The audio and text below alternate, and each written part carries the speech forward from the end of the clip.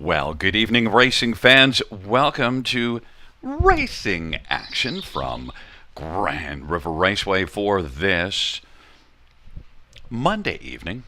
Our first dash will go to post in approximately 15 minutes. Let's get a look at the changes on this evening's card of racing.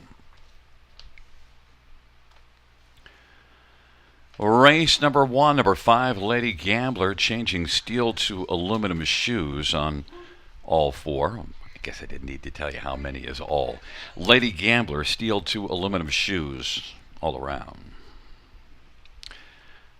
Scratch is the also eligible. Race 2, no changes. Race number 3, Spiros. The driver will be Phil Houdon. Phil Houdon will drive 3 Spiros. Note that number 6, Like Chaos, changing steel to aluminum shoes up front. Steel to aluminum up front. And scratched is number 4, Give Me Carrots. No carrots in the third. Scratched is 4, Give Me Carrots. Race 4, number 7, Tamil Emerald. The driver will be Paul McKenzie. Paul McKenzie will drive 7, Tamil Emerald in the 4th. No changes. Race number 5.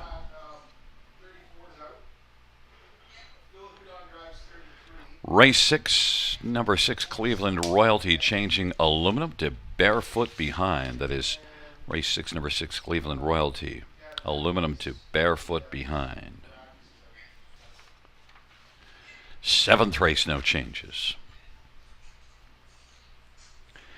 8th race, no changes. That's just the also eligible. 9th race, changeless. And the 10th race scratched is number 2, Arrakis. Race 10 scratch, number 2, Arrakis. Well, let's once again get a look at races 1 and 2. Race 1, 5, Lady Gambler, steel to aluminum shoes all around. Scratch the also eligible. And the second race, no changes. It's 12 minutes to post time, and fans, we're going low calorie right now. Going sugar free because we're having some technical problems hooking up with our Grand River studios from London. We'll see if we manage to introduce some sugar into the diet this evening. We're working on the technical difficulties.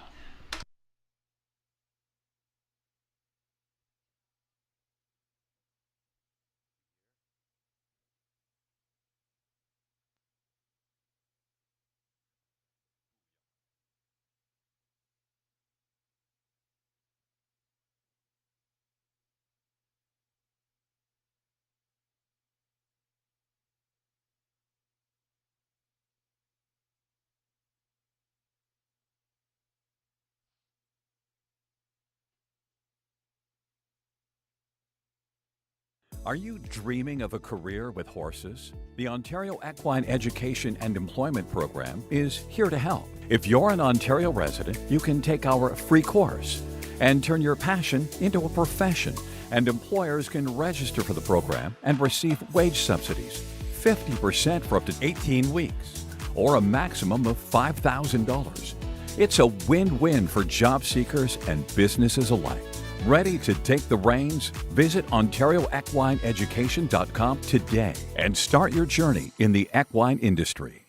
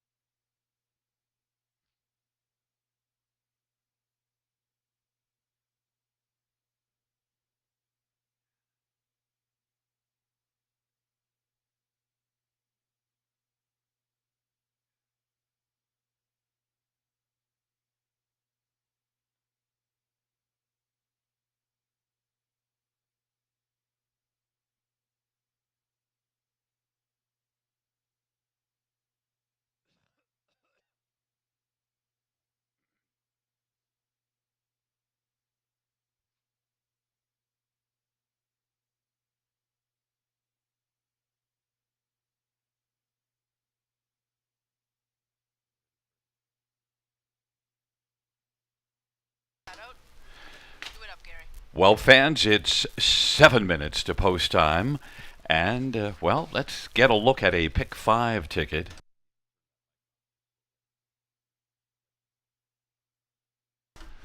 We're at 7 minutes to post time for race number 1. Let's get a look at some Pick 5 tickets. And, well, Sugar's not with me right now. We're going low calorie, sugar free for the Pick 5. We're working on hooking up with him, but we have his picks. But first, we're going to get to mine with. I have his first two. He uses 4 in here, but Lions Marion and 4 all in. I think that Lions Marion was really good, second beaten ahead last time out, and also has a second 3 back. So Lions Marion, as well as All In, who's coming in off of 3 good races. So I use those two. In the second race, this is a race that Sugar and I have a very different opinion. I have Resolve Indeed and Eartha K, just using 2 in there. So just using those couple. And then I go 2 deep rather, in race number 3. Scratched is number 4, Give Me Carrots. That was originally one of my picks, but we have number 6, Like Chaos. Shoe chain steel to aluminum shoes up front. I really like Chaos in there. And number 2, Lily's Lass. It's one that was a good second here just 2 races ago, and is dropping back down to that same class, and that was from the trailer post. In race number 4, Don't Change My Name, 1, Marie H, and 6, Grace's Secret. I'm 3 deep in that race, and Sugar agrees that it's a difficult race, so he's using 4 in there, but I just went 3 deep. And then into the 5th race, just a couple. This is a race where we clearly have a different opinion, and I'll talk about that a little later when we get to Sugar's ticket. But I have Artie's Ideal and Sportsline. Sportsline is racing off a bit of a layoff, but still, I love me some Sportsline, but I do think Artie's Ideal is the one to beat in here in the 5th race. And Sugar drastically disagrees with me. I'm hoping that we'll hook up with him later, and I do see the logic behind his pick, but sometimes you just have to disagree.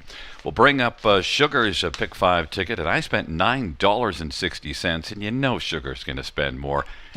I guess he's just got the coin. $25.60, 4 deep. He uses my first couple, and those are his first 2 also. But he also adds 5 Lady Gambler and 6 Dream Shot. And Lady Gambler makes that shoe change and was only beaten ahead last time out, and changing steel to aluminum shoes all around, and Dream Shot added. And race number 2, where I use the 4 and 3, he's gone 4 deep, so he has 6, 7, 5, and 4 is he uses in that order, but those are his 4 horses. He loves Wings of Green, and I don't even have that one. I just have the 4 and 3, so a difference of opinion there. Race number 3, we both love 6, Like Chaos, and also he's adding Lily's Lass, and adding one more, Fastnet Rock, is what I have listed here. So I think I have his picks incorrect, because we're showing on the ticket only 2, so I'll just stroke that 5 off and say he's only got the 6 and 2. In the 4th race, he's gone 4 deep. 1, 3, 6, 4 is the order that he's got them. And, well, I see that. I just left 1 off of them. So I just left the 3 Dealing Diamonds off. And that might be my bad, because Brittany Kennedy and Garrett Rooney, pretty strong combination. And the 5th race, this is the race where I said we drastically disagree. He's all alone on Sobble Ace. Now, I see the logic, back-to-back 51 and change miles at Mohawk. Sobble Ace has to deal with post 7, comes in from Mohawk off of 2 really good races, but I do love me some Artie's Ideal and Sportsline, so we'll just see if we get that deep into the 5th race. It'll be interesting. I'm sure Conley has a ticket as well, and there's Sugar's price, $25.60. Kaboom. Sugar is spending the coin. I want to see if the Sugar is going as deep if he sees, especially the first 2 races, 4 deep in race 1 and 4 deep in race 2 when Sugar Doyle. We'll see if Conley is that deep, whereas I went light, just paired up. Look, there's light. 5 Lady Gambler, not even one of my top 2, is Conley's lone 1, the shoe change, so that might be a key, and came close to winning last time out, so that's not That's not crazy because that was in a maiden class, back in the same class, and has a win this year as well at Woodbine on a good track at 57-3. Second race, yeah, he did go 4 deep in there, and well, he's also using Eartha K, one of mine, but leaves off one that Sugar has in there, leaving off the 5 Hadley. So, but similar.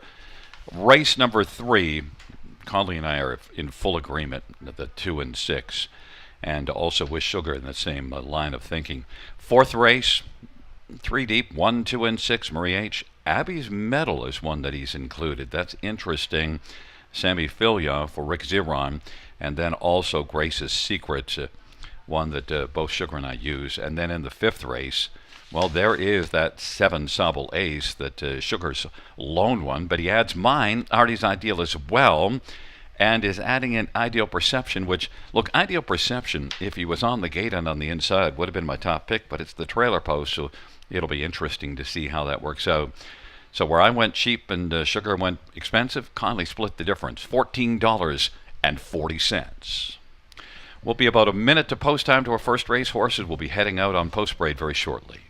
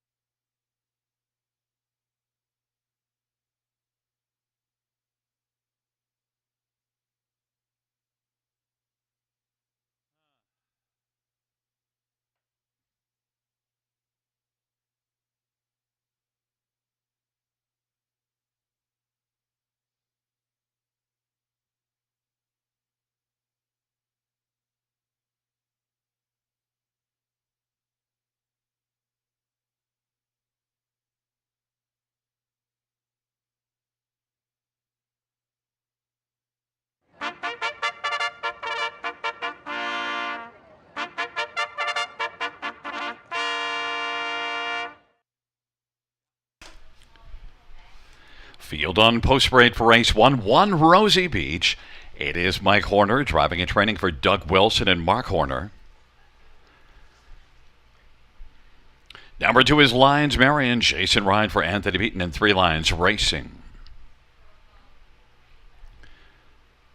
Number 3 is Greystone Playgirl. Steve Houdon for Laura Toscani and Carmelo Shime and John Henderson. Number 4 is All In. Garrett Rooney for Diana McIntosh. Number 5 is Lady Gambler. Daryl Cheeson for Matt Dupuy and Dr. Ruth Irving. Number 6 is Dream Shot. Martin Lachance for Neil Ostrom. Number 7 is Mo Wicked. Paul McKenzie for Terry Gallant. 8 is Cook the Books.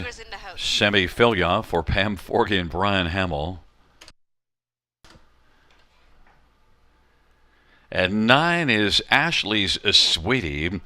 Damien McClellan for Ashley Lenvoy and Gino Toscani. Field of 9, race number 1.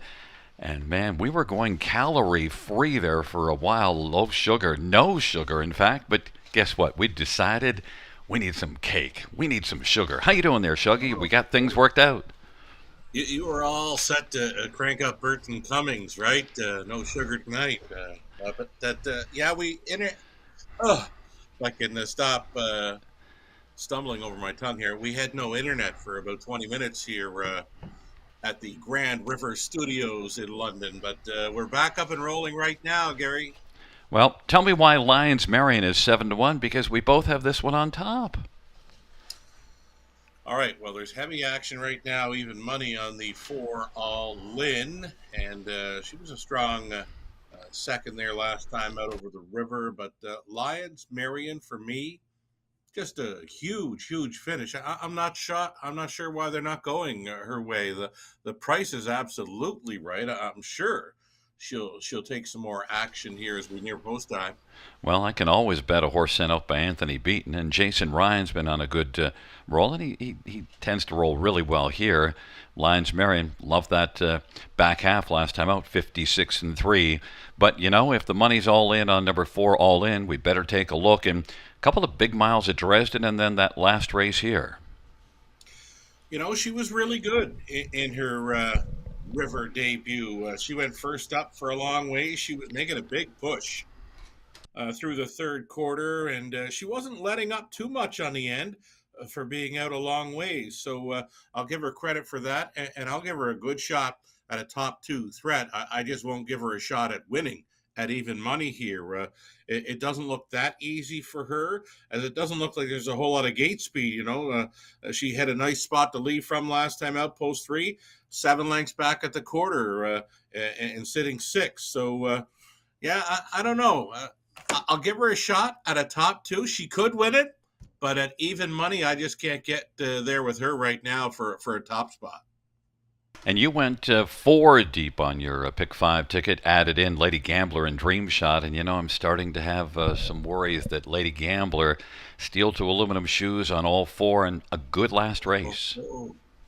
Hey, that is a big move for a shoeing change on this daughter of a Lady Gambler. Now, Daryl Thiessen getting very comfortable with her, and she was much better last time out when she minded her manners, right? She came into the river June 23rd, made a break at the start, and last time out, a little easier leave with her, and she just missed to some pretty nice horses. So for me, a great value player at 9-2, and third time for Thiessen teaming up with Matt Dupuis with this filly. And you know what? The tote board, I just can't get behind what they're doing with the 4, because I think the 2, 5, and 6 are just as good in here. And even the 8 horse taking some action. Cook the books for Sammy. Well, and the thing about Lady Gambler, last time out was 10 cents in the dollar. Battled first up and was only beaten ahead from 10 cents in the dollar all the way up to 9-2 off of a really good start. And now the shoe change, that doesn't make sense to me. And number 6, Dream Shot. Well, Dream Shot almost won here in this class just 2 races ago, beaten only ahead. Yeah, she was really good 2 back. And then the off track for Martin last time out with Dream Shot. He just laid her off the pace and was closing up very strong on the end. I'm looking for a big outing for this daughter of sports writer this evening. Another big price player with these. I just can't get where they're going with number 4 all in at 7-5, but she is providing really good value on a few other fillies in here, Gary. And if you're looking at just the last 2 races, that 54-2 mile of hers is the quickest of the last 2. So right. Dream Shot. And just a quick thought on 8 Cook the Books, because from post 8, 5-1, he's taking some action. The action is there, and it says Sammy Fillion going back on board. I would not be leaving this one off of superfecta tickets in here. 8-hole, we've seen many winners from the outside post 8 at the river this season. Nothing wrong with Cook the Books in here. And one just 2 back, and then last race, that was interference and then a break. So, right. Cook the Books is fine. Rosie Beach with position with Lions Marion, Greystone Playgirl on the inside of the center, all in. Lady Gambler, Dream Shot to the outside. Wicket and Cook the Books in the second tier. Ashley's Sweetie. It's a field of 9. Race number 1. Field for the first race is at the start in the rough, and All In is moving out quickly with Rosie Beach. And from the second tier, Ashley Sweetie is going to press on through. Right now, Lady Gambler is third on the outside, and Ashley Sweetie fills a spot on the inside. So now Lady Gambler is going to take back and try to get over to the pylons fourth, and is able to do so in front of Lions Marion. Windbach fifth, and sixth is Mo Wicked. Then Greystone Playgirl and Dream Shot, and Cook the Books is trailing early. But All In, 4 to 5 on the board, is in the lead, 27-2. Opening quarter, All In, Rosie Beach, and Ashley Sweetie, the top three, as they come on past us. And now, popping out, there goes Lady Gambler quickly moving and giving cover to Mo Wicked. And then Lions Marion is sixth on the inside. Cook the Books is past a couple now. Then Greystone Playgirl, and back to the trailer, Dream Shot, as they race their way into the backstretch. 27-2 opening quarter. Halftime put up by All In and 57-2, so a 30-second panel. It's All In. Challenging now is Lady Gambler. All In and Lady Gambler and Daryl Thiessen trying to call her All In. All In 4 to 5, and Lady Gambler is 4 to 1. Rosie Beach is third. Mo Wicked's racing fourth. Then Ashley Sweetie and Cook the Books, but All In is hanging tough, and All In for now has turned back Lady Gambler, but Lady Gambler hasn't gone away either. 1:25-3 the three-quarter time, at 28-1 third panel. It's All In and Lady Gambler still there, pestering All In from the backfield. Cook the Books is now cooking and headed towards the front burner. Rosie Beach on the inside, then Ashley Sweetie, and late push from Lions Marion, but a lot of work to do on down the stretch drive. And it is All In driving. All In and Cook the Books, and they come to the finish. All In wins it. Cook the Books was second. Lady Gambler and Ashley Sweetie 154-2. Well, the money came hard for All In, and proved to be the right money. A mile of 154-2. All In was really good, Sugar. Yeah, much the best in there, and she was kind of left alone to steal away a second quarter breather of 30 flat. I mean, Garrett was on the go button right off the starting car and was able to grab early control. And when she took front, quarter mile 27-2, no takers, no challengers, did that quite easy. And then the big breather through the second. She did face a challenger through that third quarter. Lady Gambler came on strong, and then she had to hold off the closer, Cook the Books, who finished up very sharply. Number 2, Lions Marion, never really got involved. We saw her kick home widest of all to maybe finish up 5th or 6th, but the early money, we saw it a few times last week, Gary. The early money happened to be the smart money. All In 154-2 light best. And we mentioned that Cook the Books was getting a fair amount of love, even from post position 8 at 6 to 1. And there we see Cook the Books, and Lady Gambler was solid. Did a lot of work, though. Lady Gambler had to battle against All In. I know where I'm going next time, Gary. Cook the Books gets a big circle for that effort. She came from a long ways, and Sammy gets along fine with that daughter of Shadow Play. We'll be looking for her next time. How about the drive of Damian McClellan, 71? Ashley Sweetie gets this one going well from the trailer post, was able to get forwardly placed. That was pretty good, and that's the first start for that mare in a few seasons, and really nice for Damien to put that one in play, which he normally does, right? If he gets them on gate, he's usually having them up close, and really neat drive from that trailing spot. You called it early that he was pushing on through. Yeah, so even though we get 4 to 5 on top, the Super could pay very well, because Ashley Sweetie 7-0, 70 to 1. Oof. Back in front of us, number 4 is All In, 3-year-old All Bets Off Bay, filly-owned and trained by Diana McIntosh. Garrett Rooney, the winning drive, third win for All In 6 starts. All In, 154-2.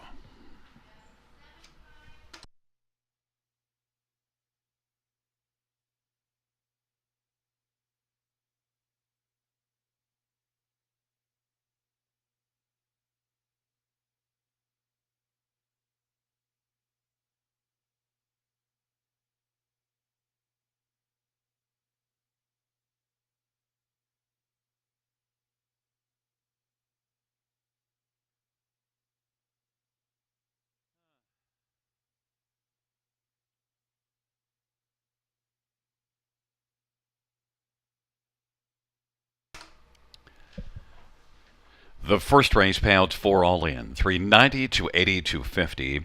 8 Cook the Books, 590 and 430 and 5 Lady Gambler, 340. $2 exactor, $28. Dollar Try, $49.40. Dollar Super, $697.15. 20-cent Super, $139.43.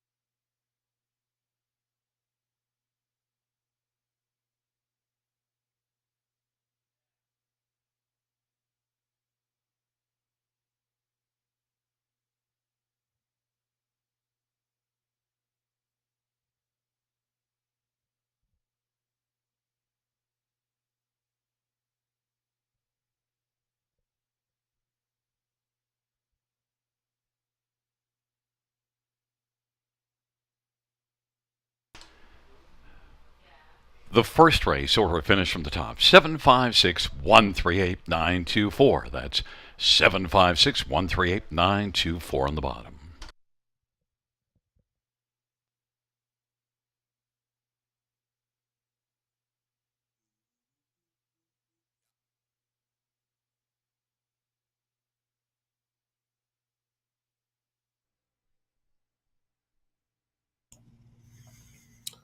Alrighty, folks. Race number 1 of 10 in the books for this evening. The pick 5 started up by the favorite All In. He took, or she took, the serious action early and went away as the favorite. So the action stayed on. All In, the favorite, starting up the pick 5 play. We've got the pick 4 now to think about here in race number 2. Pick 4 ticket ideas coming up here shortly. $2,500 guaranteed pool on this.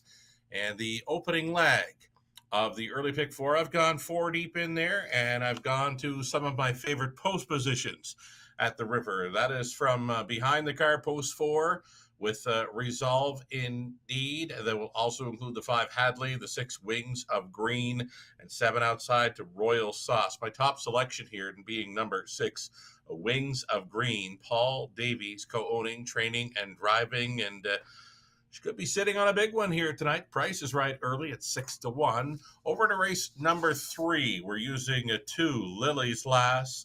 The 6, Like Chaos, gets a big shot for Bruce. All that one has to do was mind his manners. The break last time out took every chance away. Back to 4 deep in the 4th race, trotting event. Using 1, 3, 4, and 6, and on the end of it, Race 5, a pacing event to close out this pick 4 play.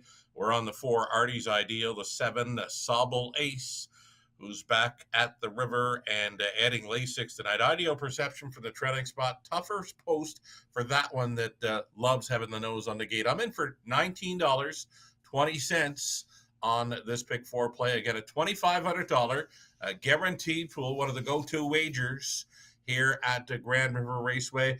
Gary Guy's got a pick 4 ticket idea as well that we'll go through.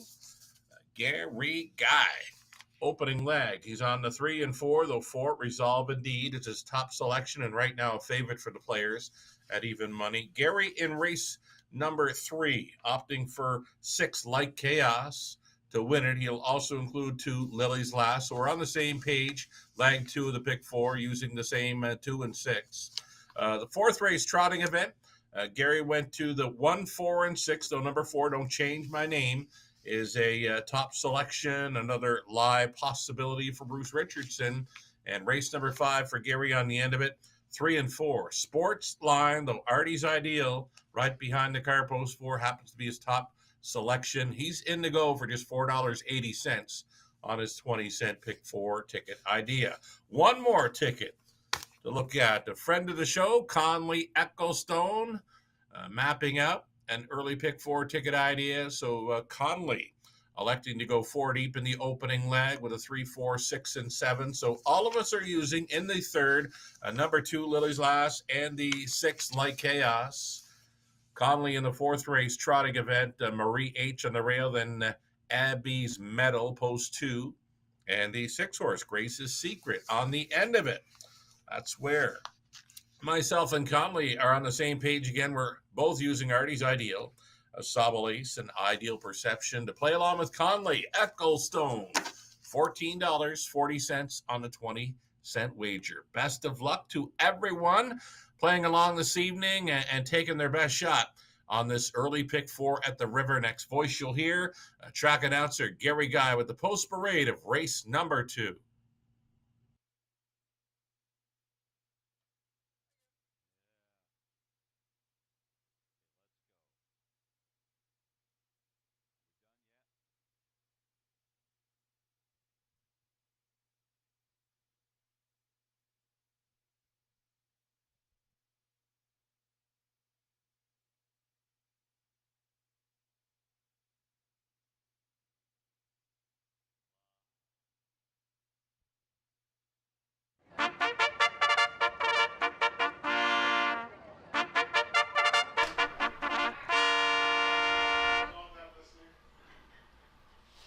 Field for the second on parade. 1, Jess.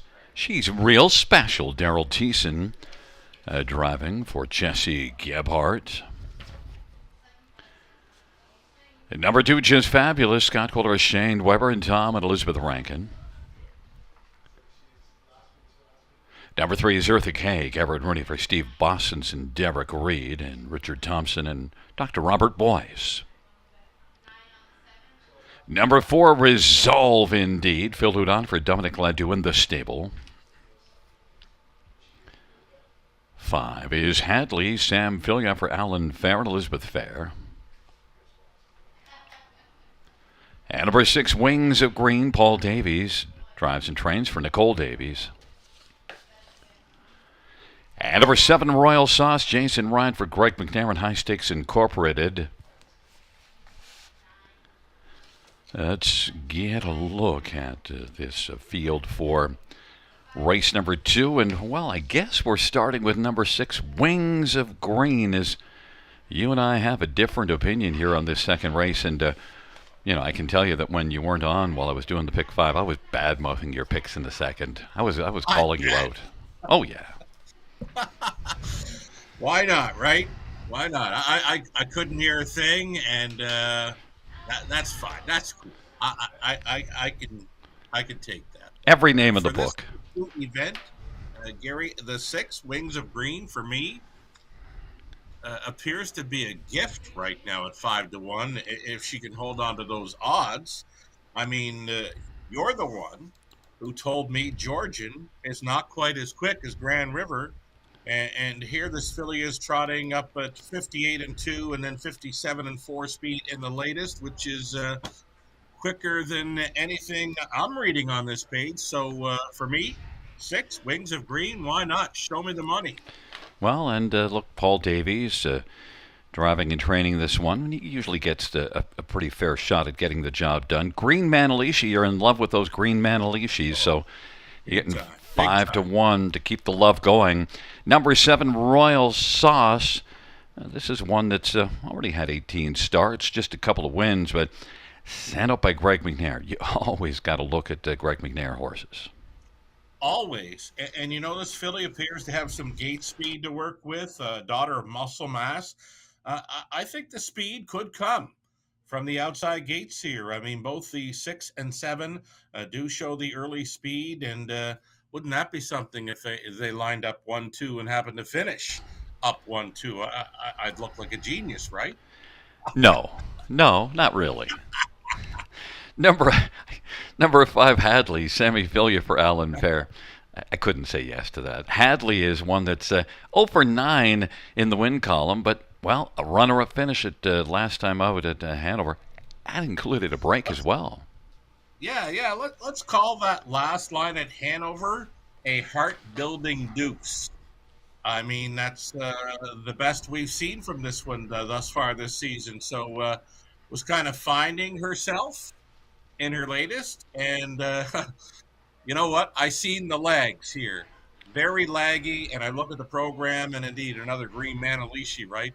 That's what he produces. I mean, that's the stamp for the Green Manalishis, laggy, and she is all legs. Tall. Right. If horse racing doesn't work out, they could have, I don't know if they have horse racing, horse basketball, but definitely would be able to post up. And Resolve Indeed. Look, that's the one that I went to on top. Your 4th choice. That's why I was calling you out. Resolve Indeed. Look, a break early at Georgian last time out, but this is one that was racing solidly before that. And look, I do see a 56-mile at Mohawk in back early June. Yeah, I'm looking at the lines, and I'm listening to you, Gary, and I know that you know this one a lot more than I do. You called her a winner mid-May over Flamborough in the half mile, and that was all right as well. 159-1 is a heavy favorite in here, so I might have missed the memo on this one here, and does got some gate speed, does leave behind the car, and our friend Phil Hudon in the driver's seat. One thing, the tote board is very balanced. The only one that's not really getting a lot of love is down on the inside, and fans aren't thinking that the one is special. But the other 6 are pretty much balanced. The favorite is lukewarm, Resolve Indeed at 5-2. Well, we're going to find out very quickly if you really are a genius, because if it comes in 6-7, I will change your name then from Sugar to Genius Doyle, and we'll see how it turns out here. But they're getting in behind the gate. It's JS. She's real special, just fabulous on the inside. Then Eartha K, Resolve Indeed, and Hadley in the center of the outside. Wings of Green and Royal Sauce. Field of 7. Race number 2.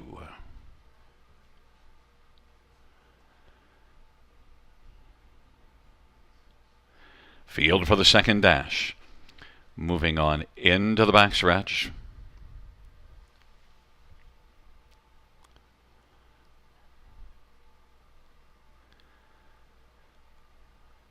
They're getting up in behind the gates.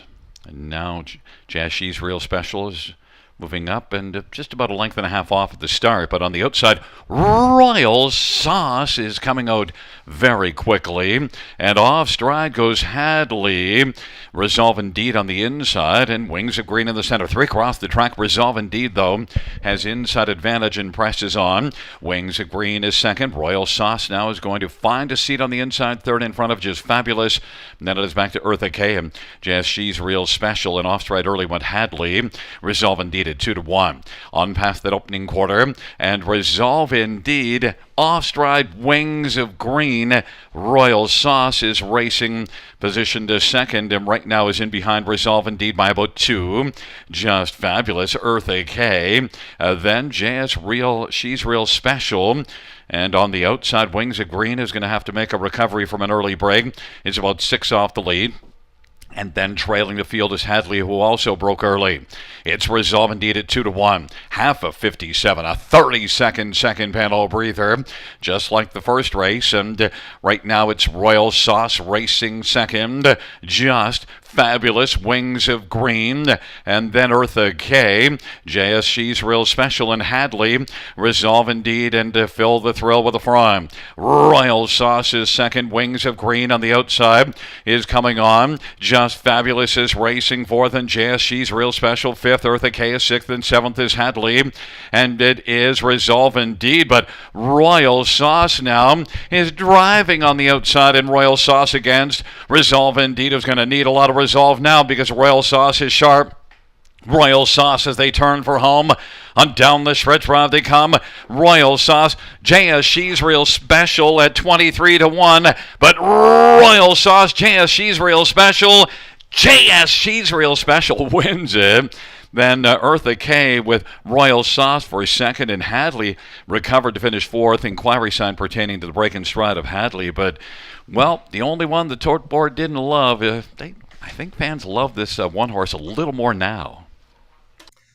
They gotta. I mean, how would anyone let Daryl Thiessen go away as a longest shot on the board at Grand River Raceway? I mean, he's been having multiple driving win nights. A week and a half ago, he's got the six pack, and here, longest shot on the board and home and cooled, right, for a 158-1 maiden score. It appears all she had to do was mind her manners.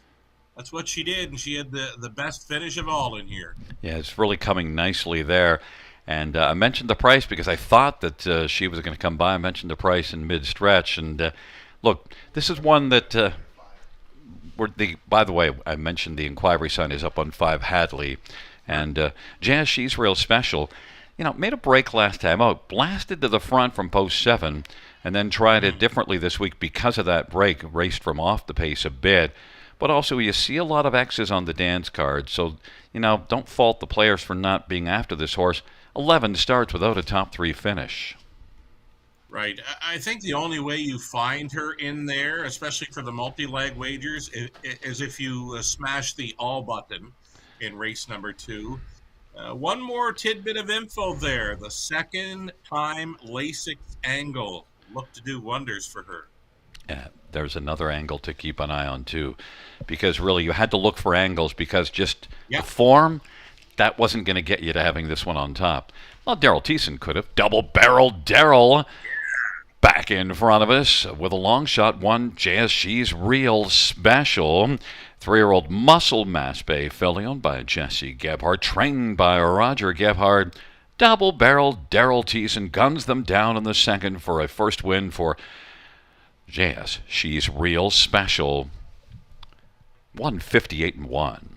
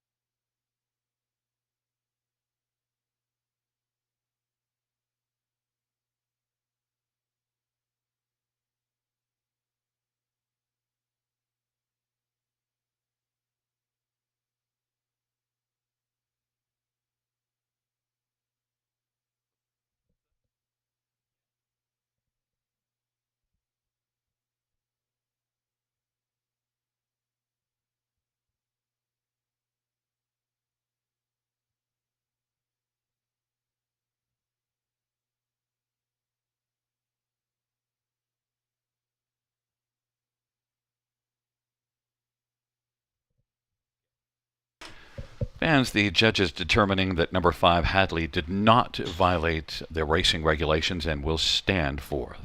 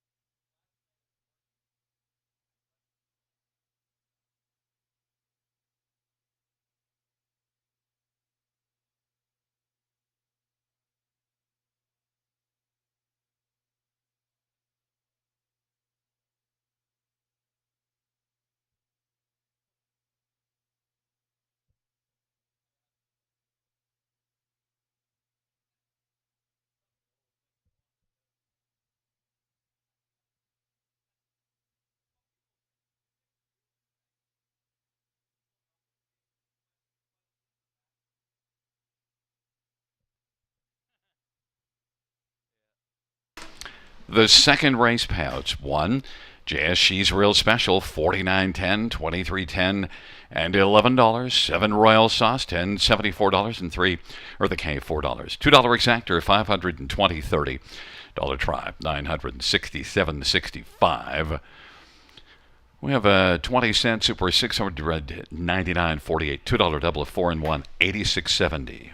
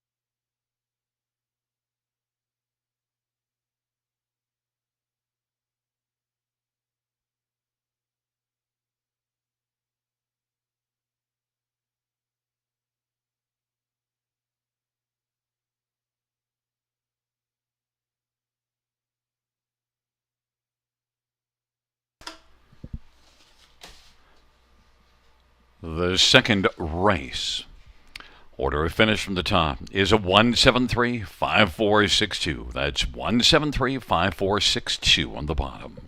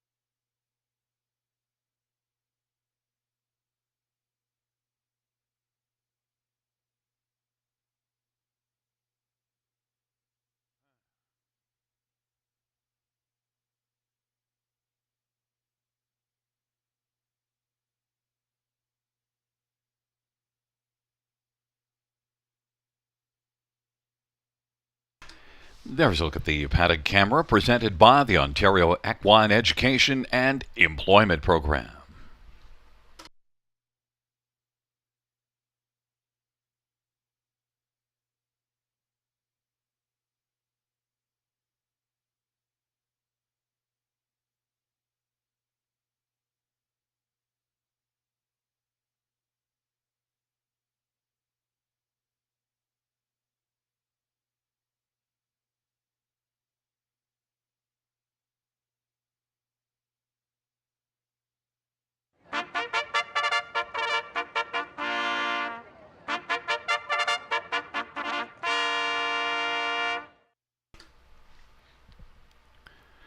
Field on post braid for the third. One is Catkin Morgan, semi-filia for Roy Jeffries. Number 2, Lily's Last, Jeffrey Hunt for Patrick Hunt and Goldfinger Stables. And number 3 is Barros Phil Hudon for Emma Christoforou and Charlebos Christoforou.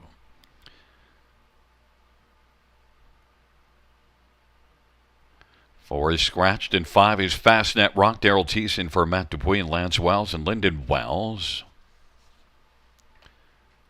Number 6, Like Chaos, Bruce Richardson, drives and trains and partners in ownership with Joe Coffey. And number 7 is Century Isaiah, Ron Waples Jr. for Dr. Sheila Atmore. And number 8 is Downstairs, Party Garrett Rooney for Cassidy Schneider and Colonel Schneider Jr. Field of 7 for race number 3. Let's get a look at this field. And number 6, Like Chaos, I anticipated being the favorite, and it still, I think, will turn out that way. But breaks early last time out. But both of us are in a forgiving mood. We have this one on top. I will forgive this horse all day. I mean, that was a rare break. You can go through his lines before that and clean every time, and plenty of gate speed. I can see this son of looks like Chippendale stepping on out of there, grabbing control, and I think they'll have to catch him tonight. Bruce on the lead is a killer at the river. Yeah, and look, also gets to leave out of post 5, so in behind the gate. And June the 23rd here, raced above this class, almost wired the field in the class above this one, beaten by All-Star Goldie, which is a good, sharp measuring stick. So we're in love with Like Chaos. The geniuses are together here. Number 1, Catkin Morgan. I see that you've added this one to your pick and moved this one up a little bit. Yeah, this one does. Well, I don't know. What did I have? I had 6425, so I don't know if TV threw the one in there for me or not, Okay. or if we stay with 2 Lily's Last. Let's go to the 2 then. Let's go to the 2 Yeah. Lily's Last, because I got some misinformation. So we'll stick it as 6251 makes more sense in following your order. Yeah. And how about number 2 Lily's Last? Because 9-2 on the board. Now the money has come hard for Like Chaos, but we both think this is the one with the best chance to at least get onto the exactor ticket. Yeah, Jeff Hunt had this one finishing up a strong second at a big number 2 back behind PL Pinella, 48-1 on that occasion. I expected a little more last time up, but she just didn't have it, right? She's home in 31 flat on that occasion to finish a 5th and 158, but hoping she can maybe find a spot up close and tag along for a piece of the exactor. I was up at Clinton yesterday, and Jeff Hunt happened to win a big win there yesterday. 56-4 winner with State 1 Smiley there. That's a big mile over Clinton. So Jeff Hunt, a confidence-building win yesterday at Clinton, and hoping for good things for Jeff on Lily's Last here in the second. Jeff and Patrick Hunt, the trainer. Patrick's getting close to that 300 training mark and hits the board often enough. 9-2 with Lily's Last. Back-to-back 58, so compares reasonably well in here. Number 5, Fastnet Rock. Could Daryl win at a price in back-to-back races? Anything is possible, right? I will never count. After seeing what we saw in race 2, Gary, I don't think I could ever count out Daryl Thiessen on anything at Grand River Raceway. I mean, we both commented it was hard to find that big long shot in race number 2, and leaving very little in play for the multi-leg wagers going forward. But yeah, Daryl Thiessen, he can grab a piece of this one at 11-1. This one's much more findable because post 8 last race at Georgian Mm-hmm. came on late, beaten only a length and 3/4. We talked about the speed there compared to here. And this is one that's also raced there in 58-4 after a break June the 17th. So interesting. The one negative, though, 0 for 56 in the win column and getting 12-1. Double barrel Daryl Thiessen. And one Catkin Morgan. We've thrown that one in. Maybe I've influenced things because that's my fourth one. Maybe just the best of the rest angle. One quick question before they go to the gate. What's a better post 8, Georgian or Grand River? Oh, definitely here. Definitely. Cool. Okay, good to know. Oh, you get that long straight run and the slanted gate. They don't use the slanted gate at Georgian Downs, whereas they do here, so that makes a difference as well. Gotcha. Catkin Morgan, Lily's Lass on the inside. In the center, Spiros, Fastnet Rockin' Like Chaos. To the outside, Century Isaiah. And downstairs, Party. It's a field of 7. Scratched is 4. Into the backstretch they go. And the trotters for race number 3 are all in position. There at the start of the round, Lily's Lass is going to blast out with Like Chaos.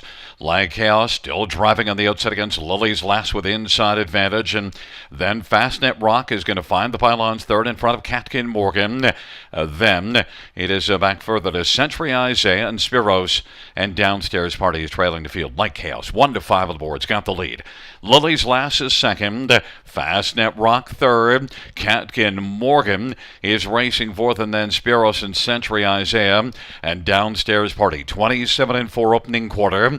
And they race off the turn. Like Chaos and Bruce Richardson getting things all his own way right now, as Like Chaos is looking good as they race up towards the half and leads it by a couple of lengths right now over Lily's Lass, Fastnet Rock, then Catkin Morgan. And then back further as they race on into the backstretch is Spiros. And the trailing pair is still Century Isaiah. Downstairs Party, 57-4. Another 30-second second panel. Like Chaos leads as they head on towards the 3/4. Lily's Lass trying to chip away. He is 2 lengths back. Now Catkin Morgan on the outside. Fastnet Rock is racing position 4th. And then Spiros trailing pair, Century Isaiah. Downstairs Party, Like Chaos and Bruce Richardson. Still looking pretty calm in the bike. Leads at a couple over Lily's Lass, who's trying to chip away and get a little closer. Now is taken to the outside.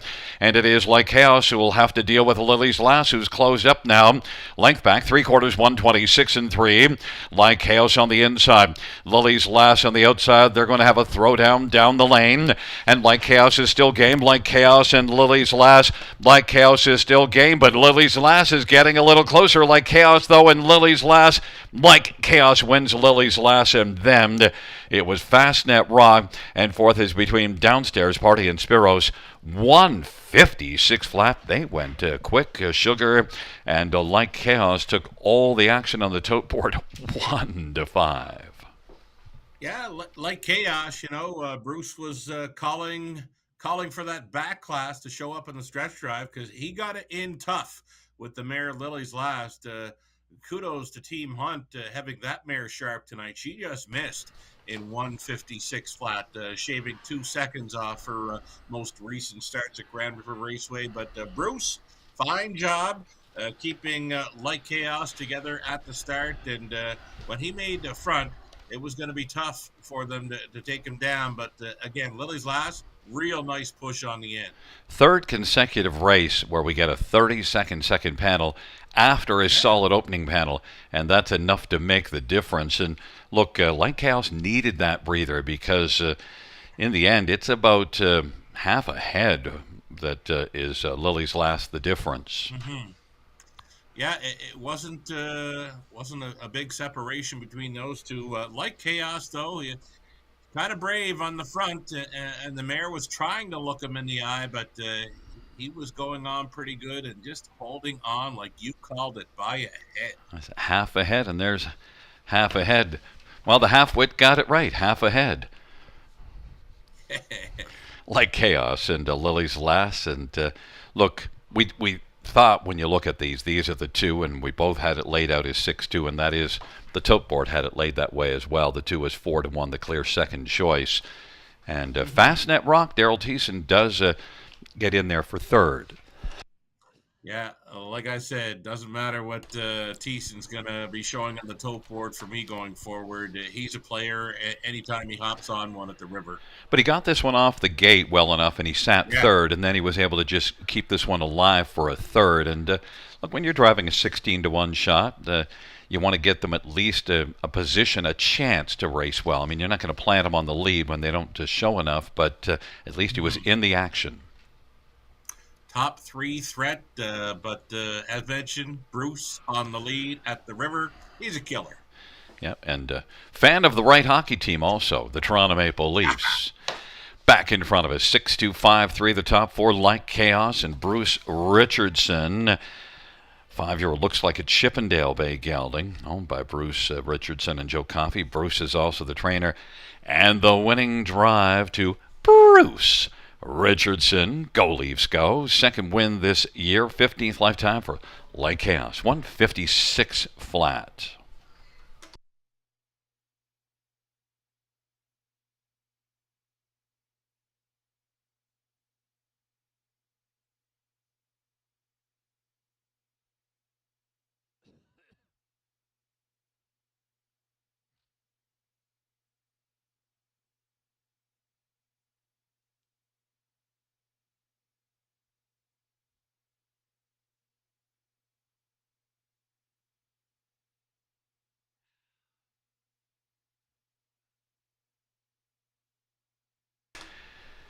The third race payout, 6 like chaos, 260, 240, 210. To Lily's last, 340, 230. 5 Fastnet Rock, 330. $2 exactor, $4.90. Dollar try, $10.25. Dollar super, $57.40. 20-cent super, $11.48.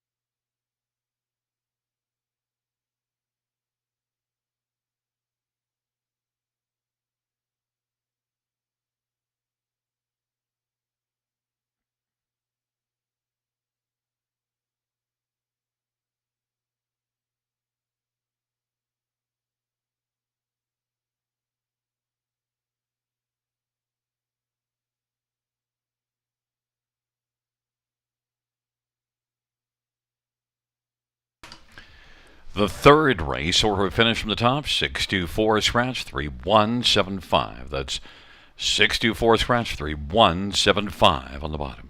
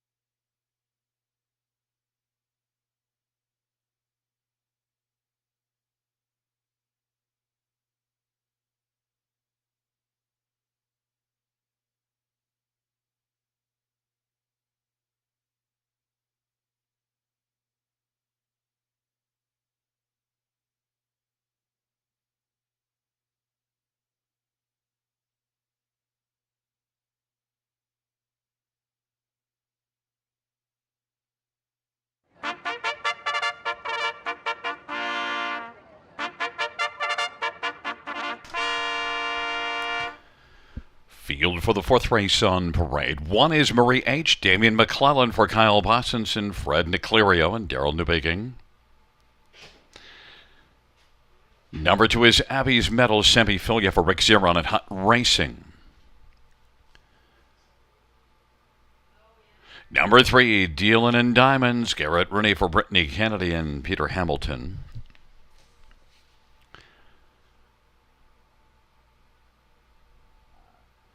Number 4, Don't Change My Name, Bruce Richardson for John Holing and Morley Bosworth. Number 5, Small Town Road, Daryl Thiessen for Matthew Trelford and Roy Trelford. Number 6, Grace's Secret, Jason Ryan for Greg McNair and Tom and Elizabeth Rankin.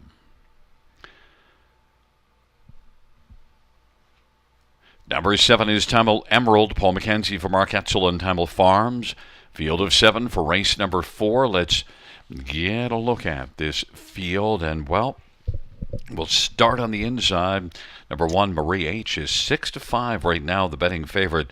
The one negative, though, you see breaks. 2 of the last 5 starts made early breaks. Well, and that has her going back to the trotting hobbles. I mean, it appears she didn't have the hobbles on last time out where she did make the break. Had them on before at Hanover on a half miler where she kept it together. So they're just trying to keep this daughter of my MVP honest tonight. We got talking about Damon McClellan with his drive in the opener where he found a good spot up close from the trailing spot. He likes to put them in play, Gary, and with a rail advantage and speed to work with, Marie H., if she could find herself on the lead with these, she could handle them at either money. Yeah, one thing, June the 13th here is blasted to the front and wired the field by 2 1/4 in 1:57, so that's the career best. So we know it's in there. Marie H. is taking a lot of money. And, well, you see those trotting hobbles right there on the screen. Marie H. and Damien McClellan, even money. Number 3, Dealin' in Diamonds, Garrett Rooney and Brittany Kennedy. Strong combination. Indeed. Brittany does well with both her trotters and pacers. Now, she looks after this one for owner-breeder Peter Hamilton, a tall daughter of Wheeling and Dealin' here. We had her in London through the spring. For the London Classic Sales Series. Trots a straightaway wonderfully. She had a little trouble on our half-mile turns, but now with the big track at Grand River Raceway, she came back there on June 20th after missing a month to trot a mile in 58-4. She tried the Hanover half-miler, kept it together to finish 4th. Not a bad showing there, 2, 3, and 3. Wheeling and Diamonds. You know what? Not on the regular rotation, but with a few starts under her belt over the month of June. Look for something better from this one tonight. She does have some gate speed, and the big turns at Grand River, they won't bother her at all.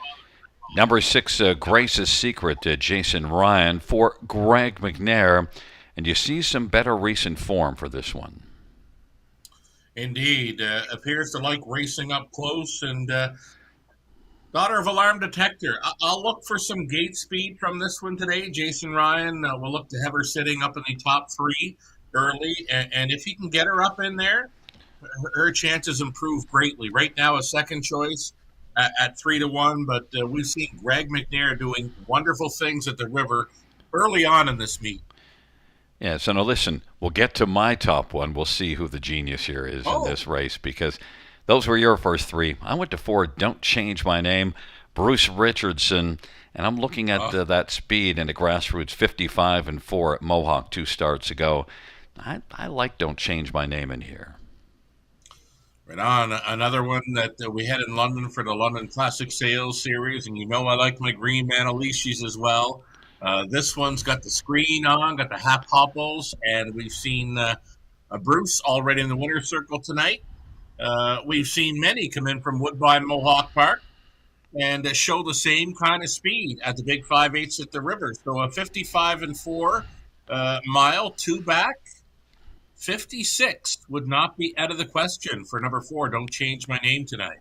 Yeah, and had a pretty good qualifier here. Kind of took off the second panel, but then the back half was pretty good. 59-second back half. Don't Change Really? My Name.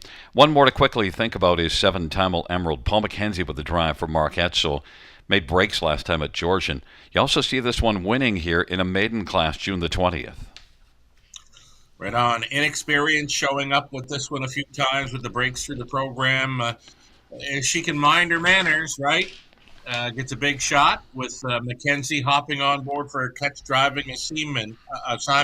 You don't normally see McKenzie and Etzel hooking up, but they'll try something here with Time Mount Emerald, another daughter of Green Manalishi. Well, maybe Mark's just going to the PEI connection here to see what can happen. It's Marie H. and Abby's Medal on the inside. Dealin' in Diamonds, Don't Change My Name, and Small Town Road. And to the outside, Grace's Secret and Tamil Emerald.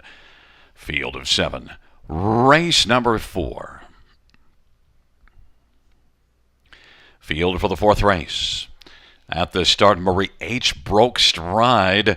Grace's Secret also with a break. Dealin' in Diamonds and Don't Change My Name has got the lead. Grace's Secret is racing second. Abby's Medal third. Then racing for his Small Town Road in Tamil Emerald is fifth. And then trying to get back into it after early breaks. Dealin' in Diamonds in Marie H. But right now, Don't Change My Name dropped down to 8-5 on the board. And Bruce Richardson comfortably on top now with a lead of about 2 1/4. Grace's Secret is second, and then third is Abby's Medal, and then it is Small Town Road, fourth, 29 opening quarter, and racing position fifth is Tamil Emerald as they come on by us, and sixth is Dealin' in Diamonds, and Marie H. is way back and trailing. They race their way up towards the half. And, Don't Change My Name had a little problem with the turn. Kind of blew the turn a little bit, taken to the outside, and now has been steadied, and now has got the front again with a lead of a couple of lengths. 59-1 halftime, 30-1 second panel. Don't Change My Name. Grace's Secret is 3 lengths back, racing second. Abby's Medal third. Tamil Emerald now is quickly moving on the outside and is going to burst onto the scene. And then it is back further to Small Town Road, and Dealin' in Diamonds is also making a recovery. Don't Change My Name. Now Tamil Emerald on the outside and Paul McKenzie. Don't Change My Name and Tamil Emerald. 3/4, 128-4. Don't Change My Name is now getting a test, and Tamil Emerald on the outside. Don't Change My Name off of 59-1 halftime. Might have enough left, and on the outside, Tamil Emerald and Grace's Secret and Abby's Medal on down the stretch drive for Don't Change My Name and Tamil Emerald. Don't Change My Name and Bruce coming to the finish, and it's Don't Change My Name. Well, the name in this race is winner for Don't Change My Name. Then Tamil Emerald, Grace's Secret, and Abby's Medal, 158-2. Don't Change My Name. Bruce is enjoying his night here, Sugar. Enjoying his night big time. Bruce on the lead with another killer victory here. Don't Change My Name. Got a little green going into that bottom turn towards the half, but Bruce was able to collect her up and have her back down on the lead and taking on all challengers. Folks might be wondering what she wears on her head. It's a screen. It's a fly screen and has no trouble seeing through that, but I'm sure Bruce was liking the idea for that screen as she was headed for the half-miler. Yeah, and just... Well, you mentioned the green is there. I just looked away, and all of a sudden, what the heck went on there? But Bruce was able to gather this one up nicely after that. Indeed, that's the veteran hands of Bruce. Does a great job with his trotters and pacers. And when we see him on a front-end mission, whether it's London or Flamborough or Grand River Raceway, they're usually going to have a pretty good showing, and we just saw it there with Don't Change My Name, trotting to a new life best. The only thing I didn't like is the money came down when I talked about Don't Change My Name was a much better deal than 8-5. You dropped her price, Gary, because when you started to talk about her, the late money was coming for this filly, and Gary Guy spoke, and the players listened. Yeah, I think. That's not true. But you know it is. No, my God. Listen, Seven-time Emerald. I mentioned Paul McKenzie, and we talked about that one Right. last. And actually, that was a nice burst of speed. So that's a horse to watch for because Time Emerald came from out of it and really made a nice big move. Really nice learning curve for that filly. So another one to maybe circle up in the program and be looking for next time. Yeah, it likes it here because the last time this one was here was a winner, and tonight second. Didn't enjoy the foray up to Georgian, but might be sticking around here because it seems to work out. But we have a 4-7-6-2 top four, and wheeling back in front of us, number 4, Don't Change My Name, a 3-year Green Manalishi Bay filly, owned by Morley Bosworth and John Holding. John Holding, a trainer, and Bruce Richardson with a driving double. Second win this year and a lifetime for Don't Change My Name. 158-2, a new career mark.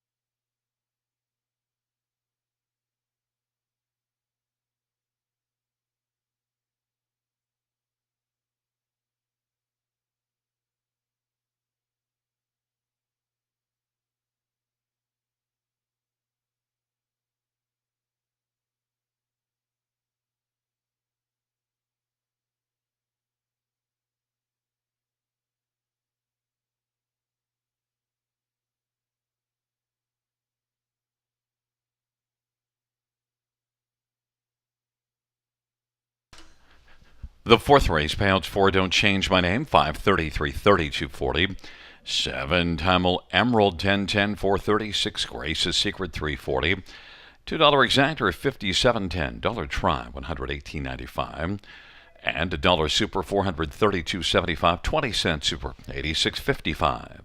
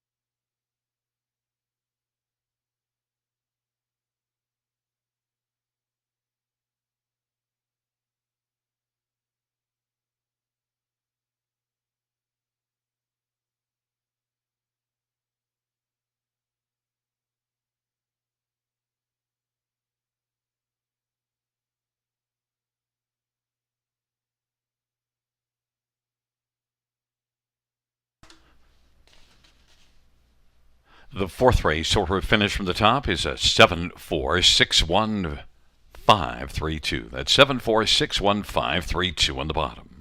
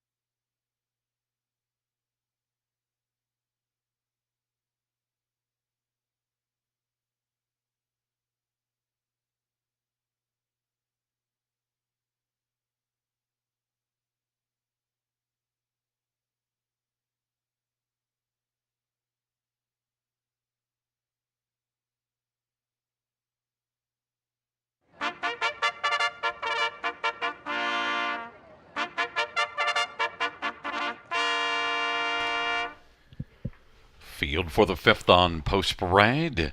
1 is Anavon. Paul McKenzie for Luke Blaine. Determination at Guy Corbeil. Number 2, Gravitational, Garrett Rooney for Tim Myers and Boris Loss. And 3, Sportsline, Scott Calder for Patrick Bissett and Craig Parrott. 4 is Artie's Ideal, Semi-Filia for Robert Kyle Fellows and Hut Racing. 5, Taylor's Credit, Natasha Day for Doug Millard. Number 6, Storm Along, Jason Ryan for Greg McNair and Bradley Grant. Number 7, Subble Ace, Anthony Hahn for Otis Hall. And Subble Hill Farms and Necessita Racing.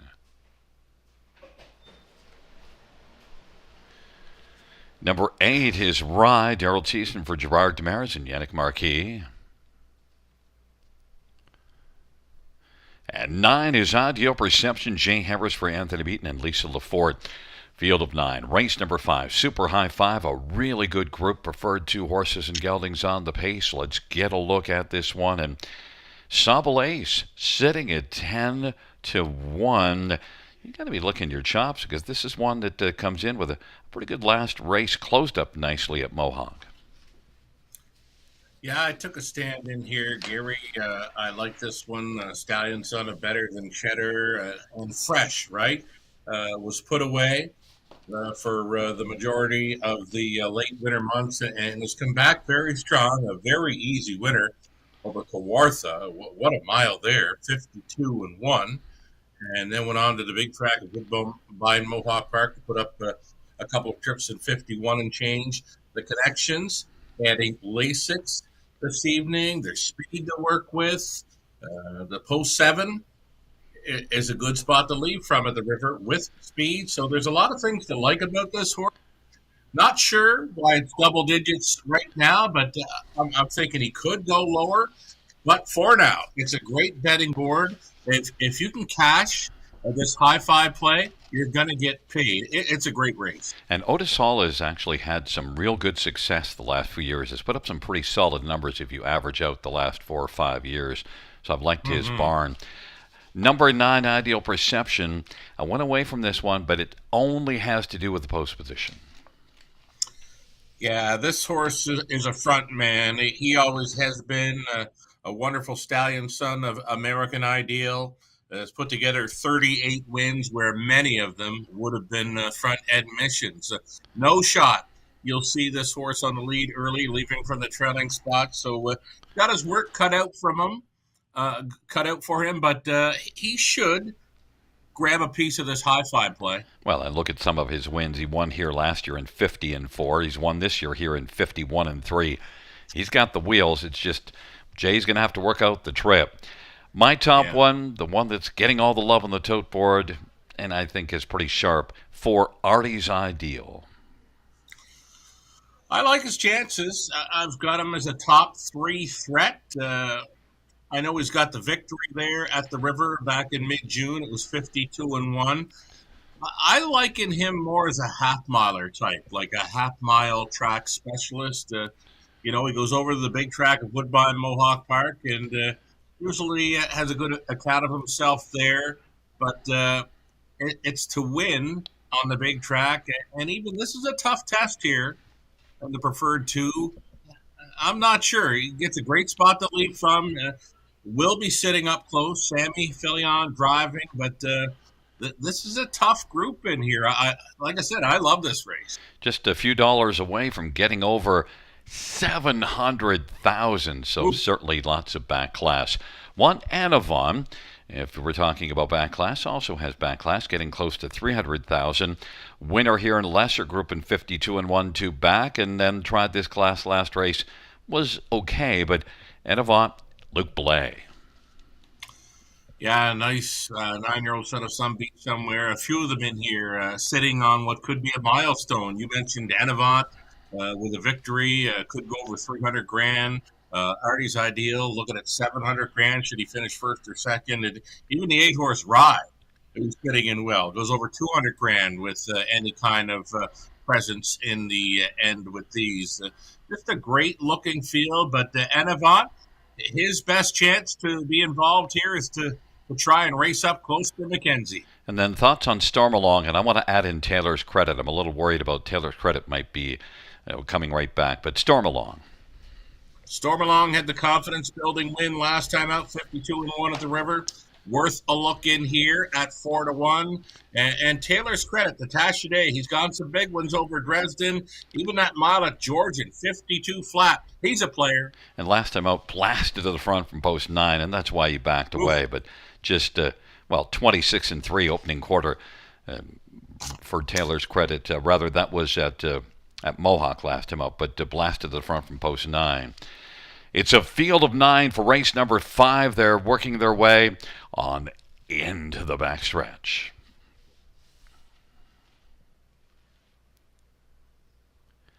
Field 4, race number 5.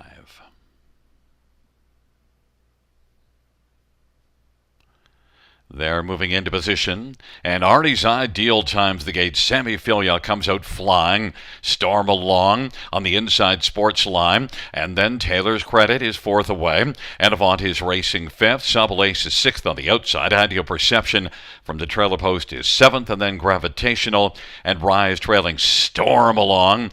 Storm's out to the lead, but Artie's Ideal is going to come around Storm along. Artie's Ideal and Sammy Filia is going to loop back around Stormalong, and it's Artie's Ideal, and Stormalong is in an ideal spot in the pocket. And then 3rd is Sportsline as they work their way on towards us, and then Taylor's Credit. Anavant is racing position 5th and moves to the outside already. Then Subtle Ace and Ideal Perception. Then it is back further to Gravitational and Rye. 26-4 opening quarter, and Artie's Ideal has a lead of a length and 3/4. Stormalong is 2nd, and then Anavant on the outside is coming first up. Anavant trying to track down Artie's Ideal. 56-2 halftime, 29-3 second panel as they work on down the backstretch. Artie's Ideal, and then Anavant is working first over. Stormalong is inside 3rd. Sportsline is on the inside 4th, and then Subtle Ace is 5th and is working a little closer, but still has to make up about 5 lengths. Taylor's Credit is locked down to the inside. Ideal Perception on the outside with lots of work to do, as does Rye. And then Gravitational is trailing the field. Artie's Ideal and Anavant. It's Anavant on the outside trying to chip away, but Artie's Ideal off 3/4, 123-4, and sent out wide. Ideal Perception has a full head of steam on down the stretch where they come. Artie's Ideal up the inside. Stormalong. Artie's Ideal sharp to the finish. Artie's Ideal is going to win. Then it's between Stormalong and Anavant, and Sportsline is 4th, 152-1. Artie's Ideal made the front, picked up enough of a breather to keep on going. Mile of 52-1. Artie's Ideal was bet down, but certainly it was a strong performance, Sugar. It certainly was. Driver Sammy Filion, he had a game plan, and it worked to perfection. I mean, you mentioned it right off the gate, timed it perfectly, was quickly to the top at a 26-4 smoker, was able to back it down 29-3 through the second quarter, and then was challenged through a quick third, 27-3 up the long backstretch, and able to hold on with a host of closers, 152-1, right to a season's mark that he took at the River last month, mid-June. So very sharp performance. Again, give a lot of credit to Sammy for timing that start perfectly. Yeah, he just got him running right through the gate and was able to sprint on out. We've seen Sammy do that a few times, and he's pretty adept at it. He's able to get just the right amount of timing coming into it. And, the danger of that, if you don't time it right, I mean, you could drive your horse off stride if you catch up to the gate a little too quickly. So you've got to be right in sync. He's getting it down pretty good. There are plenty of drivers that certainly know the way the starter gets them away. Well, Sammy's been here quite a bit at Grand River Raceway last summer and into this summer, and so he's got to know the way the start happens, and sometimes that's an advantage. Got to be, right? I mean, Doug McNair did it for years. in London when he first started out driving. I mean, I know drivers come in after him to lead post 6 and 7, and McNair was the one that really started to blast off the wings there. They called it leaving London time when they leave the outside gate. So for drivers to be comfortable when time in the gate, the good ones, yeah, they make it work for them. And I want to mention that Sportsline was my second choice, 30-1 Oof. off of a layoff, so we might be looking for that one in the future. Look for him next time, right? That's a great showing for the old Stallion Son of Sports Writer. It's a 4-6-1-3-7. And back in front of us is number 4, Artie's Ideal, 9-year-old American Ideal Bay horse on Bahut Racing, trained by Robert Kyle Fellows. Sammy Fillion, the winning drive. Third win this season, 33rd lifetime for Artie's Ideal. 152-1 equals his season's mark.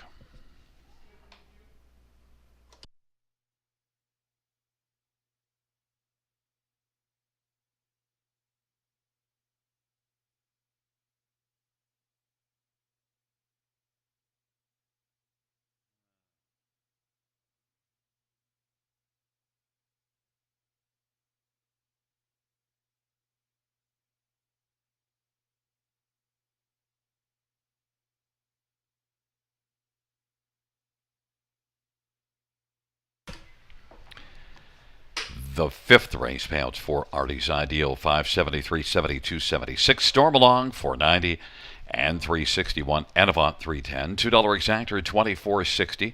Dollars Fry, 30.10. And we had a 20-cent high five of 1,496.72. Ka-ching. We had a dollar pick 3 of 17.80. Dollar pick 4 of 1,007.95. That's the dollar ticket. 20-cent is a 201.59. And we also had a 20-cent pick 5 of 352.55.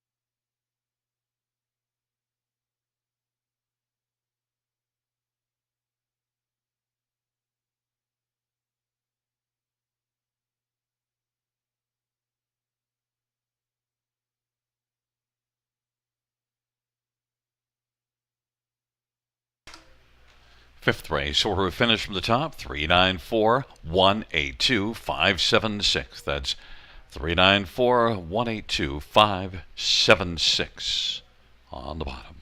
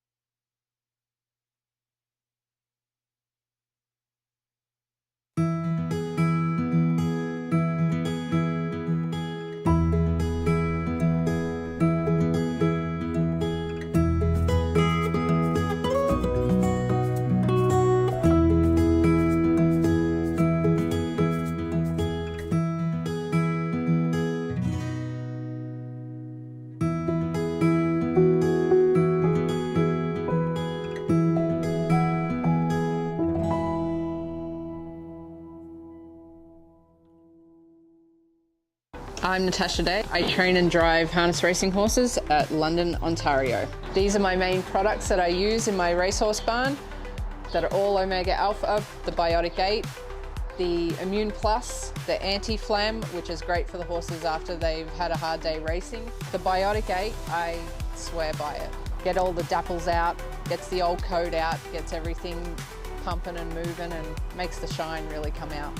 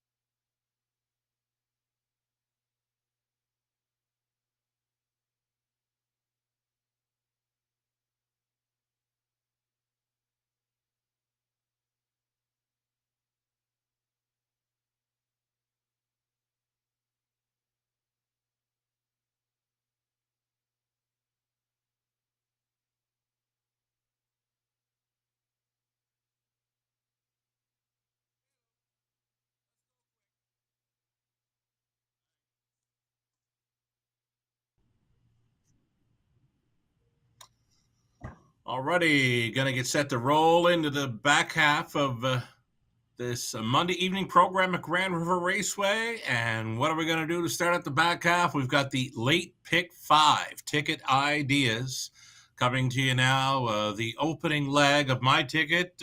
We're using Macedonia, that dude, and St. Mike's Kerry Blues. 235 starting things up. We're going to go 4 deep, deepest of all.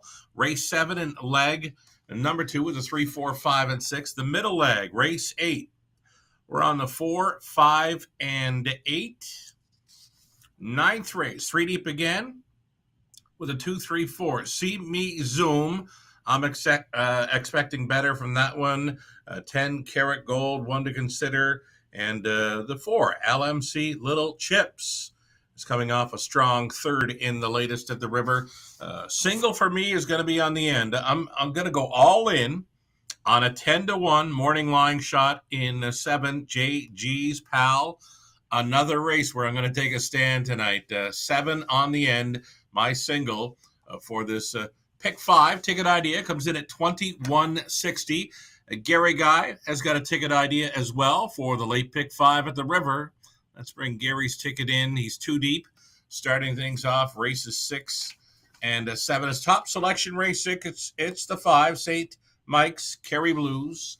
4 and 3 for Gary in the 7th. His top selection there was the 4, Not Passable. He went outside to the 8th Century Lexus in race 8. Paul McKenzie on board for trainer Tyler Moore. I know Tyler likes his chances in there. Beware of 8 in race 8. Ninth race for Gary. He's inside to See Me Zoom and Ramiro. And on the end of it, Gary opting for number 9, Veracruz from the treading spot. I guess the 2 was a scratch out of there. So maybe cut Gary's ticket in half, make it $4.80 when you pull the 2 out of race number 10. One more ticket quickly. Conley Ecclestone chiming in with a late pick 5 ticket idea. He's 2 deep the opening leg with 3-5. Then he's 3 deep. Deepest of all, the middle leg, race 8. 2 and 4 in the 9th with See Me Zoom, LMC Little Chips. Conley going with 6, Serenity Cruise in the 9, Veracruz on the end of the pick 5 play. Conley's in for 1920. Best of luck with his late pick 5 at the river.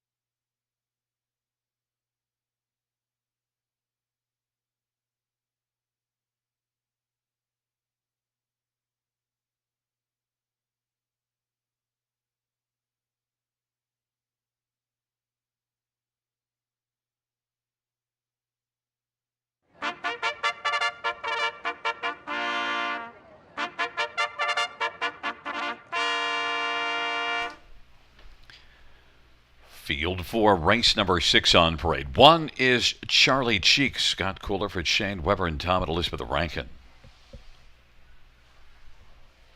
Number 2 is Macedonia, Anthony Hahn for Dale Fritz and Edward Aitchison. Number 3 is That Dude, Jason Ryan for Doug Bowens and Russell Taylor. Number 4 is Bride Down Green Bean, Sammy Fillier for Pam Forkey and Brandon Farms. 5 is St. Mike's Kerry Blues, Damian McClellan for Robert Kyle Fellows and Yolanda Fellows, and Edward Wilson and Steve McGill and Patrick Dillon. And number 6, Cleveland Royalty, Garrett Rooney for Katie McNeil and Tyler and Bill Borth and Ken Hossick and James Fullerton. And let's get a look at this field of 6 for race number 6. And we'll start with number 2, Macedonia. And pretty nice price, 7-2, considering the quality of that last win. It was a nice win.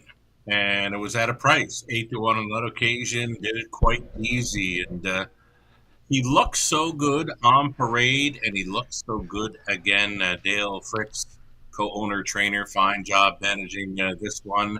Up for the 4th start on the season. So rounded in the form, 2 back, just missing by a neck.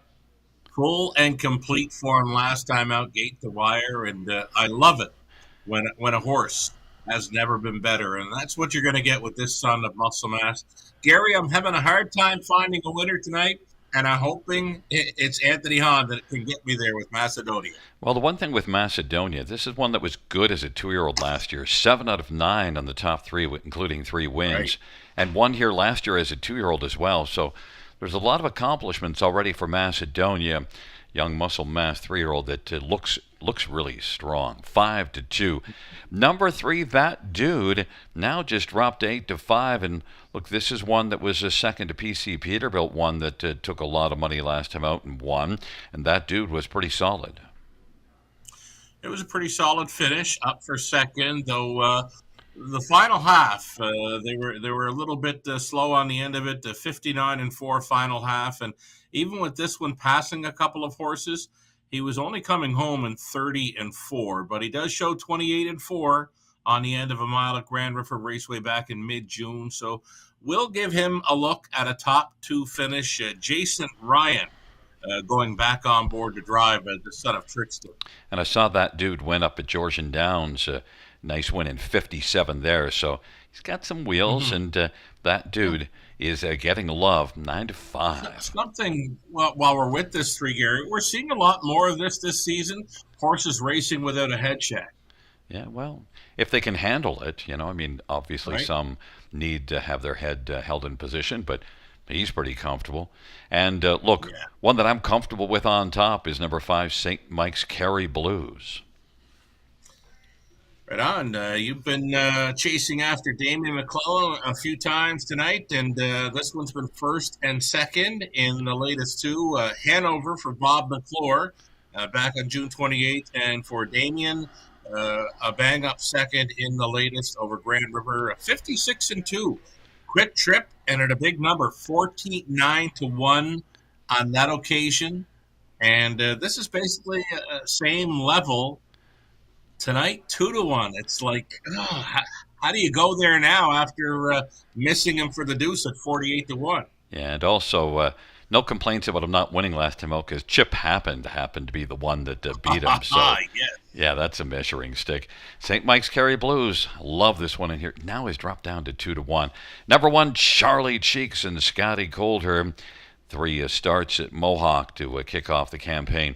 Not getting a lot done, but you do see a 57-1, 2 starts back there. Yeah, if Charlie Cheeks can find that form from 2 back, then we could make him a player here. We've already seen a long shot win 1 tonight from the rail. Back in race number 2 for Teeson. Charlie Cheeks, he's got the same kind of a measuring stick, right? As that long shot back in race 2. It's very hard to find him in here for a victory. And I took 5 St. Mike's Kerry Blues, a green Manalishi. They've been good to me tonight. The other green Manalishi is the 4, Bright on Green Bean. Right on. Some pretty good form. A couple of victories over Sarnia's 5/8 track and over Hanover was finishing third. Sammy Filion, big catch driving assignment here. That was kind of flying under the radar, and I'm glad we're talking about him because that's where I'd be going right now. If I was looking for a price player, all in on 4, Bright on Green Bean at 7-1. Still time. Yeah, I like the Bright on. The green bean, if I was starving to death, I'd choose starvation over eating green beans. Charlie Same. Cheeks in Macedonia, the same. That dude in Bright on Green Bean. St. Mike's Kerry Blues and Cleveland Royalty. Field of 6, race number 6. No love for the beans. Field of 6 for race number 6.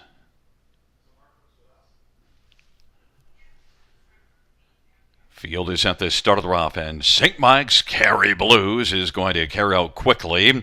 And then that dude, Macedonia, with inside advantage, though, pressing on. That dude, Macedonia, and St. Mike's Kerry Blues, who's now on the outside and trying to decide because it's still hung out 3 deep.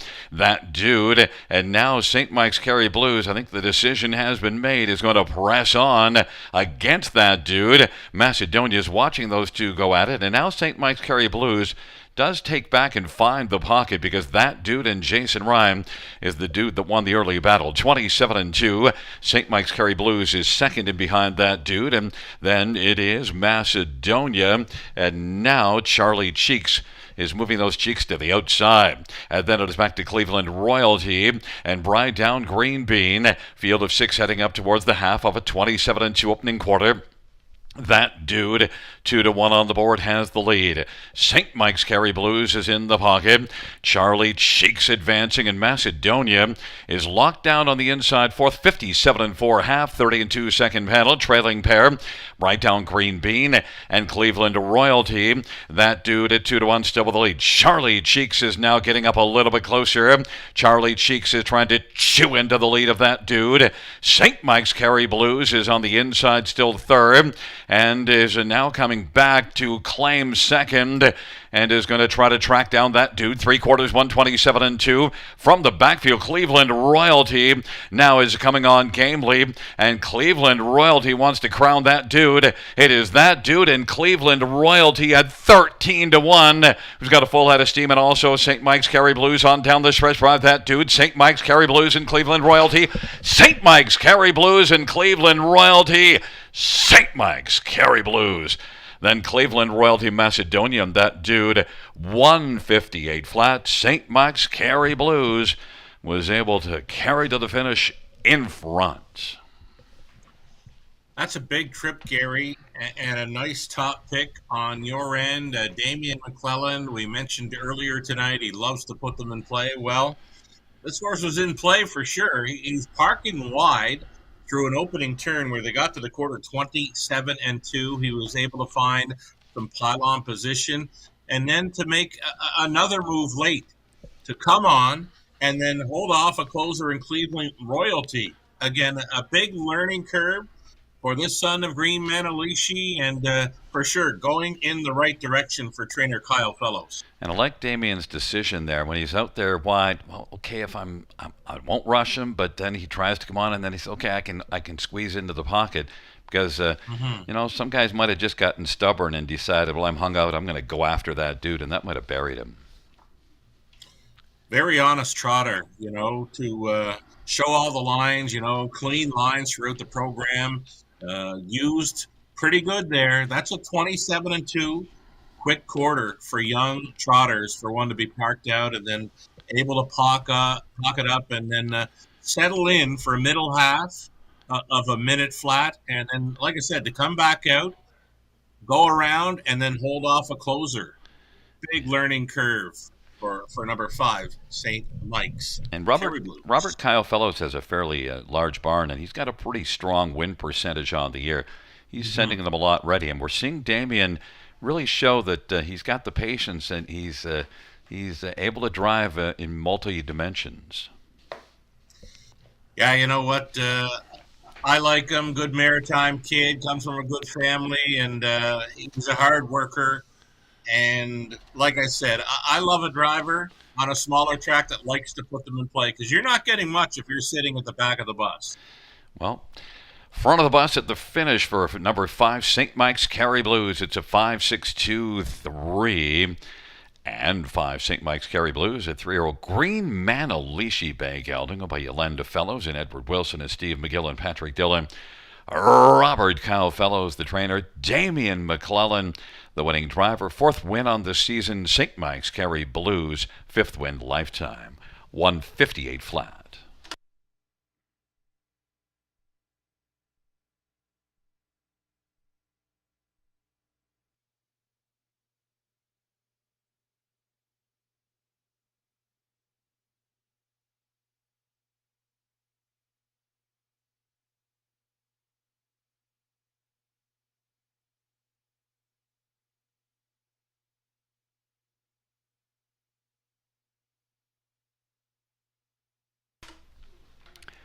The 6th race payouts. Number 5, St. Mike's Carey Blues, $470, $310, $240.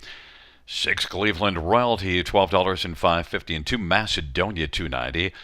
$2 exactor, $58.30. Dollar try, $72.35. Dollar Super 100, $14.75, and a 20-cent Super of $22.95.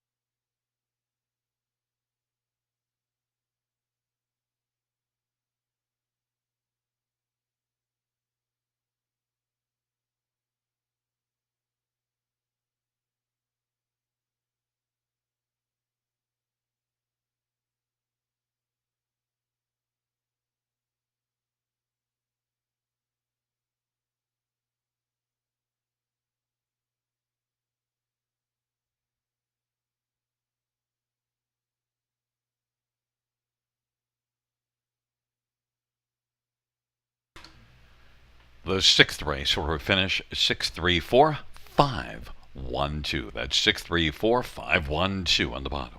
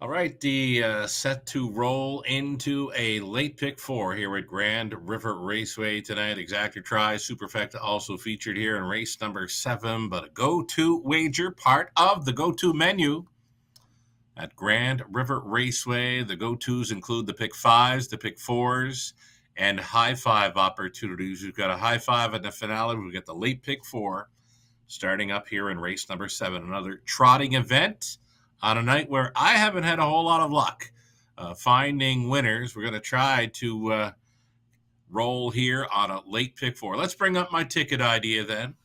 6 trotters involved here in race number 7. I'm using 4 of them because I want to get through the opening leg. We're on Val for Vet and Not Passable, Tricky Trish, and Outside the Rich Girl. Over into race number 8. We're going to go 3 deep in there. We're using the 2-year-old MC Princess at a post 4. We'll also include the 5, Cold Creek Fuego. Damian McClellan gets the catch driving assignment on board. That one coming in from Kawartha. And then the 8 Century Lexus, I believe, is a must play.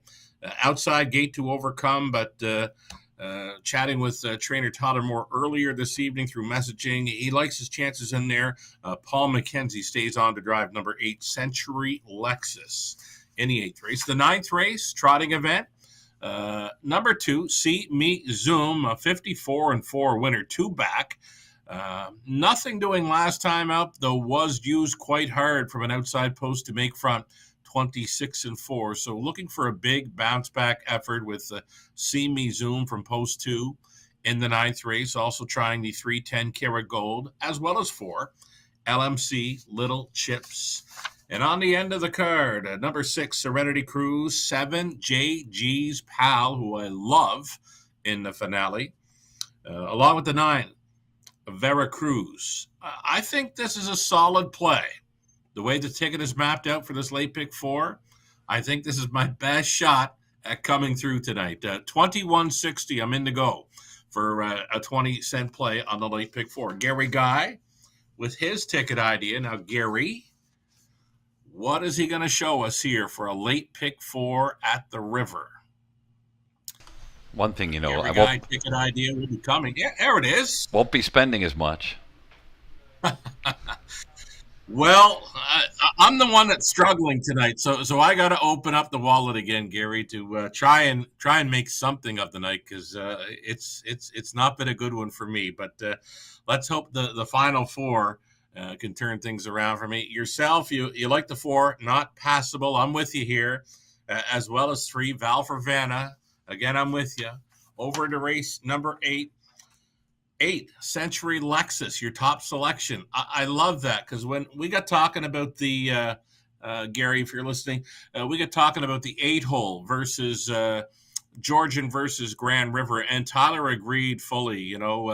It's kind of like a double blessing with a slanted gate and the long straightaway. Tyler says the 8 at Grand River is excellent, and he likes his chances with that Century Lexus, your top selection, race 8. You'll also use the 6 and 4 there. 9th race then, inside for Gary. He's on See Me Zoom. Again, Gary looking for the big bounce back in there, as well as the rail starter, Romero. And on the end of it, Veracruz and Victor Invictus. The 9 and 3 for Gary. No 7, who I love. JG's pal at a 7. Does not make the ticket for Gary, but he's in for just $4.80 on a 20-cent play. Conley Ecclestone. His best go on this late pick 4. He's 3 deep the opening leg, 4, 5, and 6. Conley going deepest of all. Race 8 with a 1, 4, 6, and 8. Back to 2 deep in the 9th. Number 2, See Me Zoom. We're all using that one in the race 9 part of this pick 4 sequence. Conley also including the 4 LMC Little Chips.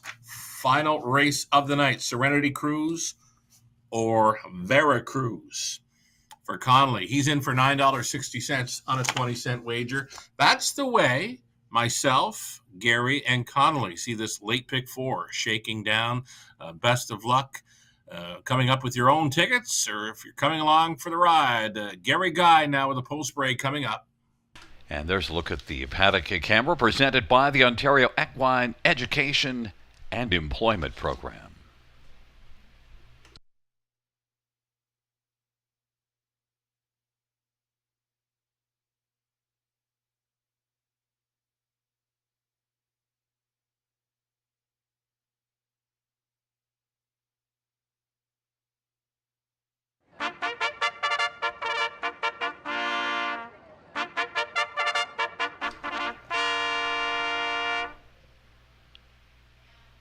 Field on post parade. 1, Kanagami Rose. Garrett Rooney versus Steve Bossenson. Ross and Brent Holmes. Number 2, Banks a Million. Damian McClellan for Robert Kyle Fellows and Yolanda Fellows and Rena Corbeil and Irene Carey and Guy Laporte. Number 3 is Val for Vanna. Bruce Richardson for John Holding and Morley Bosworth. Number 4, Not Passable, Phil Houdon for Carl Jameson and Dale Hunter.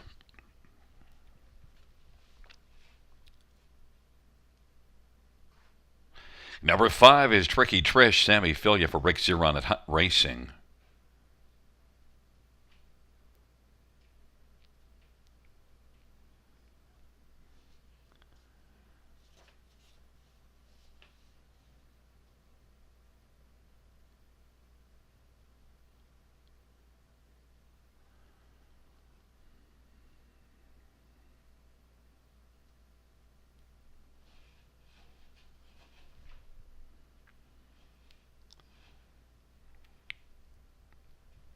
And number 6 is Rich Girl, Jay Harris for John Pentland and Alan Bowden. Field of 6, race number 7. Well, the fans love number 4, Not Passable. Your top pick and my top pick. And you know what? Now that I look at the owner, Dale Hunter, I'm a giant Kitchener Rangers fan. You know what? I might just stroke this horse off.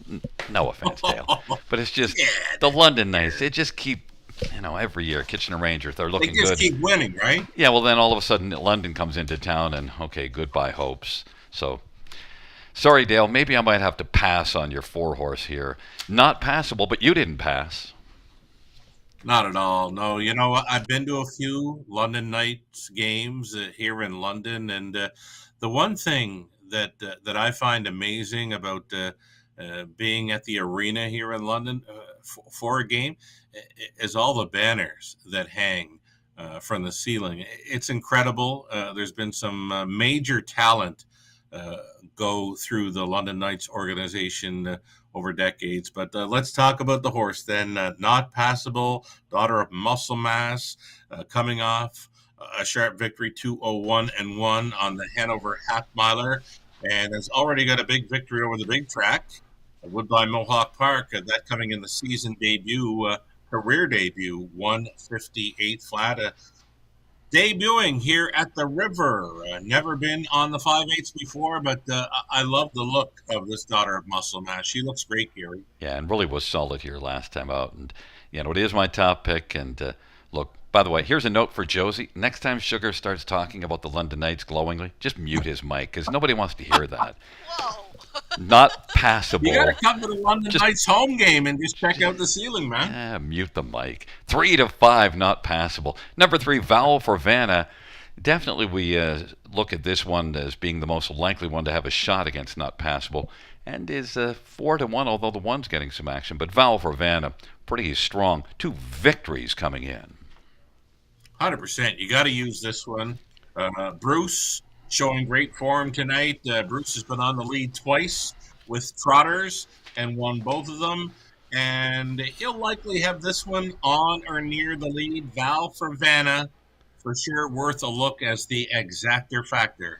Yeah, and nice looking Resolve filly. So, yeah, those two are the ones I think we like the most. But look, number 6, Rich Girl, Jay Harris, John Pentland, and one that raced very well in the Prospect Series in back-to-back starts in this series, back-to-back runner-up finishes. Not as good last time out, but look, the race went in 57-3, so still a pretty darn good effort. It was a quick trip. She was riding along up close through some hot early fractions. I mean, for a 3-year-old filly to be sitting second at a quarter and 26-3 on a 5/8, there's probably a pretty good chance many would finish like she did, which is fifth. She got passed by a few horses. She still had a 29-3 ending quarter for a trip in 57-3. So we can relax a bit and let up on her for giving up a bit on the end. Again, following up very hot opening quarter last time out. I can use her still as a top 3 threat. Jay Harris gets the call again for trainer John Pentland. Rich Girl may be named for a Hall & Oates tune years ago. Absolutely, and they weren't bad. Well, that was the Maple Leafs. I don't think it was that one, was it? That the Leafs song when they scored. I don't know which one it was. Quite remember, Yeah, you know why we can't remember? Because lately they haven't scored that much. I mean, definitely in the playoffs. How about number 5, Tricky Trish, Sammy Fillion? Right on, Sammy. He's kind of, Sammy for me is kind of like turning into Jason Ryan. And now there's some equipment I saw just come out. She lost the side roll to her left, so it's going to be interesting to see what happens here. Yeah, it just kind of fell right off. Well, might be an improvement, although that will be sitting in the stretch drive. We'll see if that causes a problem. It's Kanagami Rose and Banks $1 Million on the inside. Vowel for Vanna, not passable in the center. Tricky Trish and Rich Girl on the outside. Field of 6 for race number 7. Go Kitchener Rangers. Field of 6 for race number 7 in the Prospect Series, gathering speed.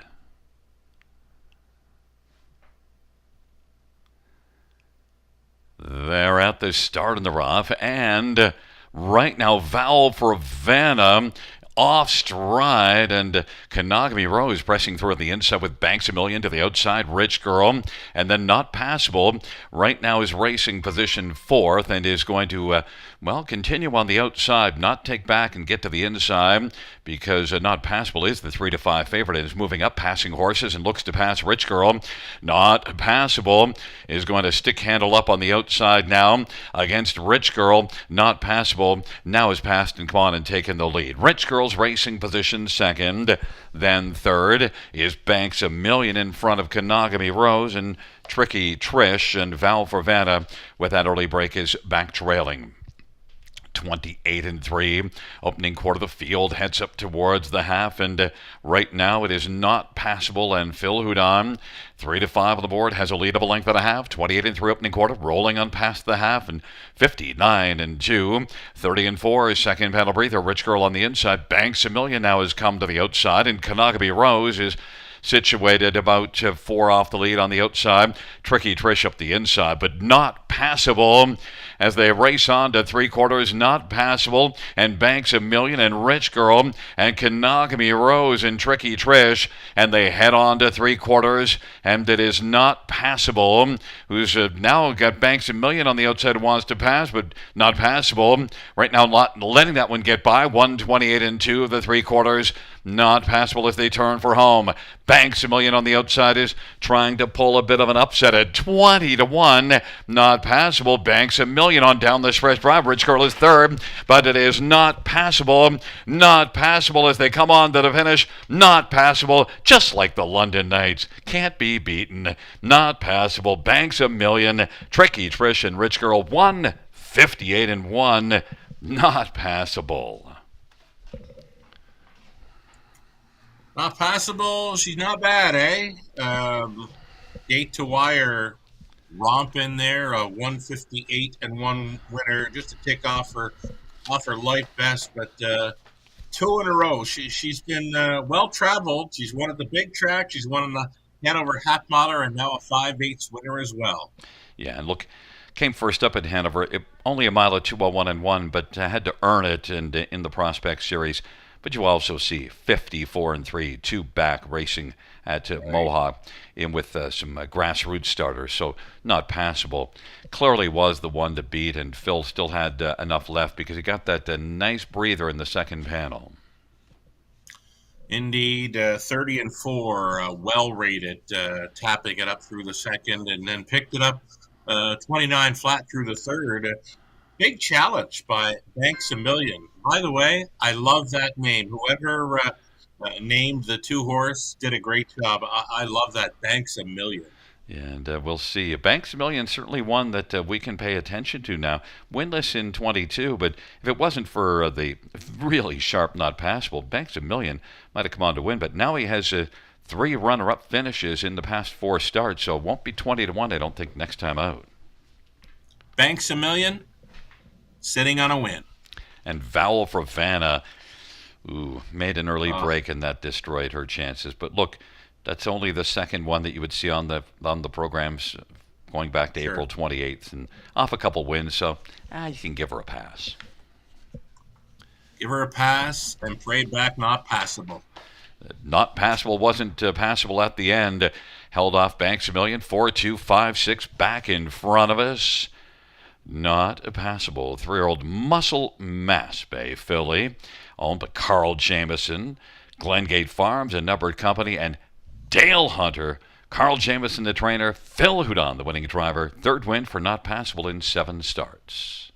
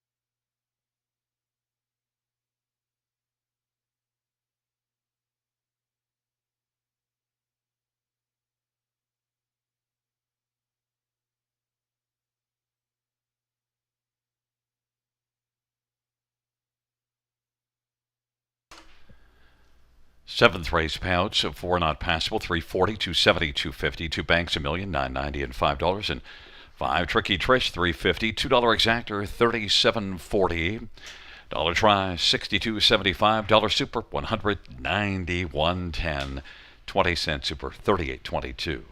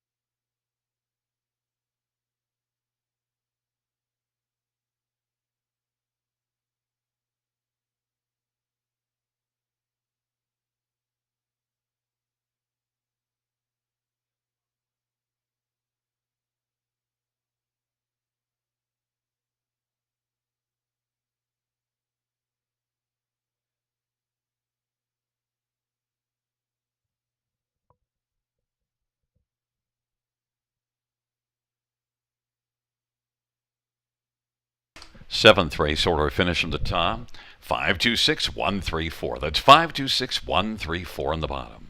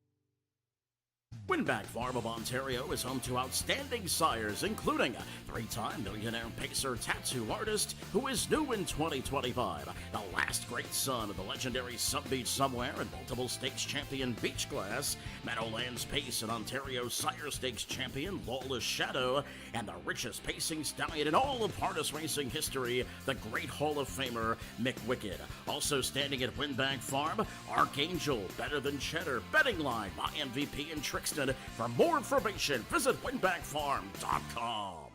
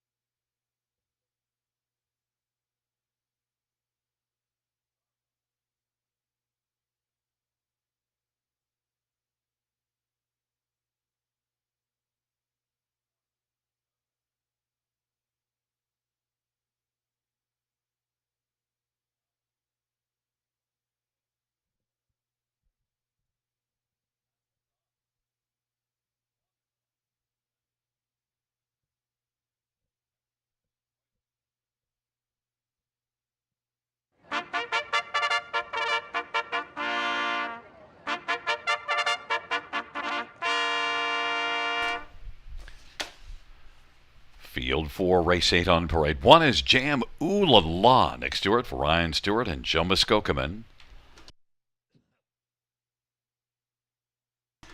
And number 2 is Groovy Baby Yay. It's Sammy Fillion for Jody Cullen in A1 Stable. And number 3 is the Waltzing Weasel, Anthony Hahn for Rodney Hughes and Sarah Emery and Elaine Stock. And number 4 is MC Princess, Jason Ryan for Greg McNair and Hunt Racing.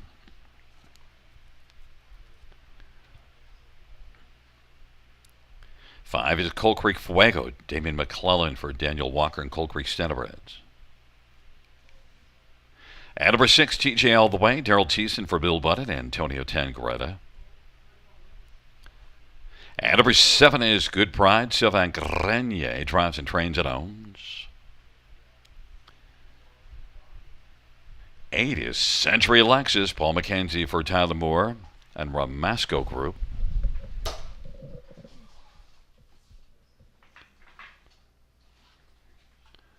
Number 9 is and Max Scott Culver, Shane Weber, and Tom and Elizabeth Rankin. Field of 9, race number 8. Let's get right to it. The fans are with you on number 5, Coal Creek Fuego. Just one start, made a break, but, well, not her fault. Not her fault. Chosen I in front of the X. There was interference involved, and I like the look of the line after. I mean, she's 7th by 11 and 8th by 10. Likely last turning for home, so she passes a few horses. She gains a few lengths. Home in 29-1 with Nick Boyd in the career debut over Kawartha. And I said to you a few weeks ago, I would be keeping an eye on horses coming in from Kawartha that are showing okay there. Well, that's a good enough line for me to have me put this Daughter of Sunfire Blue Chip on top. 6-5. Damian McClellan, we've seen do some pretty good things tonight. Looking for the driving double right here. Getting a lot of money and could build off that 57-3 a mile last time out with a pretty good back half. Number 4, MC Princess, Jason Ryan for Greg McNair. 2 qualifiers to get ready. One of them was here. Right on. Second best in the latest over the big track of Woodbine Mohawk Park. Now, I mentioned before, I don't normally pick a 2-year-old on top when racing older horses, and that's what you're getting here. 1, 2, 3, 4, and 9 are all 2-year-olds, and the 1, 2, 4, 9 all making their first career start. So we'll give this one a shot at a top 2 just because Jason Ryan drives and Greg McNair trains, and they've been 2 strong players thus far on the Grand River meet. Next one, we'll talk about my top pick, your third, number 8, Century Lexus. And, well, this is one that had some trouble keeping it flat the first couple, but now seems to have that ironed out. Right. Has had a couple of clean starts to build on. And, I don't know, there might be some gate speed to work with.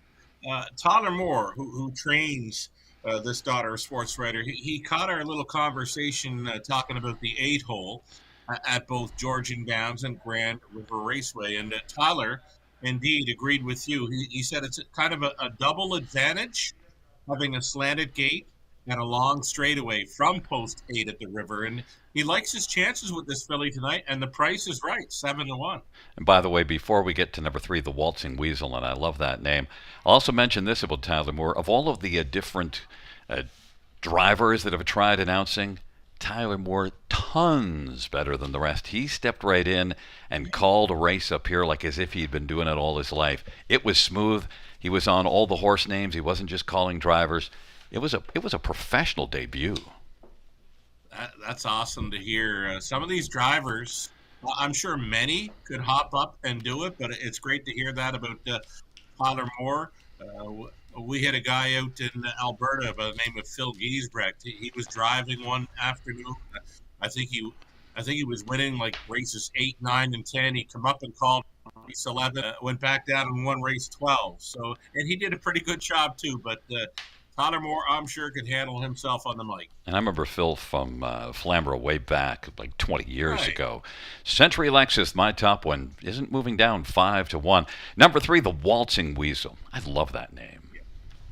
you've got some pretty neat names to work with in here. I mean, JM Ooh La La, Groovy Baby, yeah, and then the Waltzing Weasel right here. Anthony Hahn driving for trainer Rodney Hughes, and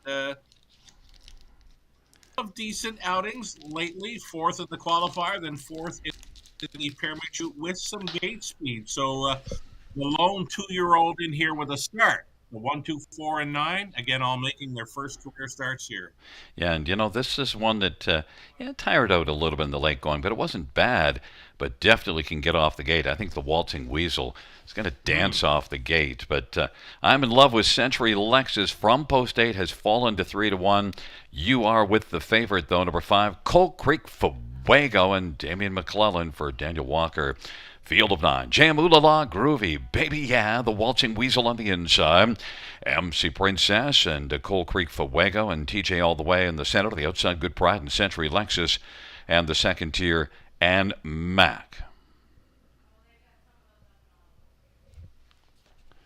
It's a field of 9 for race number 8. And the field for the 8th race is at the start of the rough, and it is TJ All the Way who leaves out very well with Century Lexus, who is also gunning out, and then the Waltzing Weasel on the inside. Good Pride is into the front 4, and now it is Century Lexus driving from Post 8 to make the front. TJ All the Way is second, the Waltzing Weasel, Coal Creek Fuego, and Good Pride, and then McPrincess in front of Jam Ooh La La, then and Mac, and trailing is Groovy Baby Yeah. Century Lexus is groovy early. Leads past that opening quarter, 28 seconds, and 2-1 on the board. THA All the Way is racing second. Third in line now with a seat on the inside is Coal Creek Fuego. Then Good Pride, and on the inside, fifth, the Waltzing Weasel. Then it is back to McPrincess and Jam Ooh La La. And then we've got Ann Mac and Groovy Baby Yeah. Century Lexus off a 28 opening quarter. Looks to pick up a second panel breather and is leading by 2 right now over TJ All the Way. 57-3 halftime, 29-3 second panel. Century Lexus and Paul McKenzie. TJ All the Way. Coal Creek Fuego is third. And then Good Pride is trying to take fourth and grab it now, and has from the Waltzing Weasel. The field is spread out because it is Century Lexus who is sharp on by 3/4 and leads by about 3.5 over TJ All the Way. Coal Creek Fuego on the outside now. 3/4, 125-4. And it is Century Lexus, but Coal Creek Fuego is bearing down on the outside. Century Lexus and Coal Creek Fuego are going to settle things with TJ All the Way third. On down the stretch ride for Century Lexus as they turn for home. Coal Creek Fuego on the outside is getting closer. Off stride, Century Lexus couldn't stand the heat and got out of the kitchen. Coal Creek Fuego is going to come on by and win. TJ All the Way. And then it was Jam Ooh La La and Good Pride. Well, Coal Creek Fuego finally came on very nicely and got the job done, and Century Lexus just couldn't stand the heat. Century Lexus, she was going such a big one too. She looked great in front of the grandstand prior to the half, and I thought she was gonna be all right in there. Just a miscue cost her in the late going, but Coal Creek Fuego, we mentioned, we're gonna chase after and keep on chasing after horses coming in from Kawartha. Yeah, and also the mile, 155. So that's a huge effort for Coal Creek Fuego. I don't think I thought they'd go in 55 here in this start, but and Century Lexus did set up a decent price. Got enough of a breather. It's just when the pressure came, and Coal Creek Fuego, I don't think was going to be denied. Yeah, I think the 5 was going to win. The 8 was going to be second. The 8 horse, just a big daughter of sports rider, just kind of rolled off stride on her own. But the Coal Creek Fuego filly, not a very big one, but she's got a very slick gait to her. Like she strides nicely, and she's got a big motor under that hood. You know, she's probably at her half and 58-3. So we'll call that back half 56 and change. Damon McClellan driving double tonight. A couple of big long shot plays, finishing up third and fourth here. Yeah, Jam Ooh La La and Good Pride to help it, because The 5 Coal Creek Fuego did drop down to being the favorite. That 8 was a 2-1 second choice, but at least get one of the top 2 off the ticket and a couple of longer plays. Again, Damien was able to drive this one well from a little bit off the pace and not get concerned and then come on. Very patient steer, kind of just let the dust settle. Found a nice tidy trip for her to race out of third, and then made the move when it counted. He moved her in the perfect spot and was going to win. And yeah, just great to see a nice maiden mark for a daughter of Sunfire Blue Chip here. 55 flat is a big trip in the river debut. And back in front of us, Coal Creek Fuego, 3-year-old Sunfire Blue Chip Bay filly owned by Coal Creek Standardbreds. Daniel Walker is the trainer. Jamie and McClellan with the driving double. Coal Creek Fuego, just a second career start and first win, and a mile mark of 155.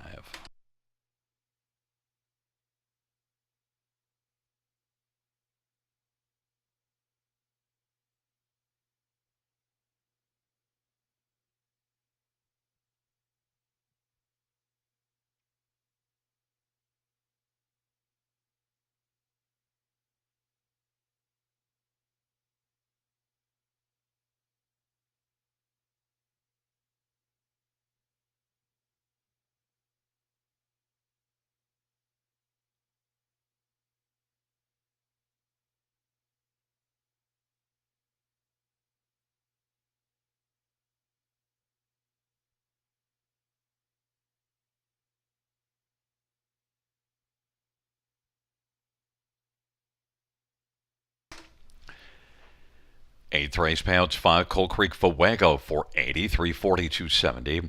6 TJ all the way 570 410. 1 Jam Ooh La La $8, $2 exactor 22.80. Dollar try 154.45, and a 20-cent super of 395.13.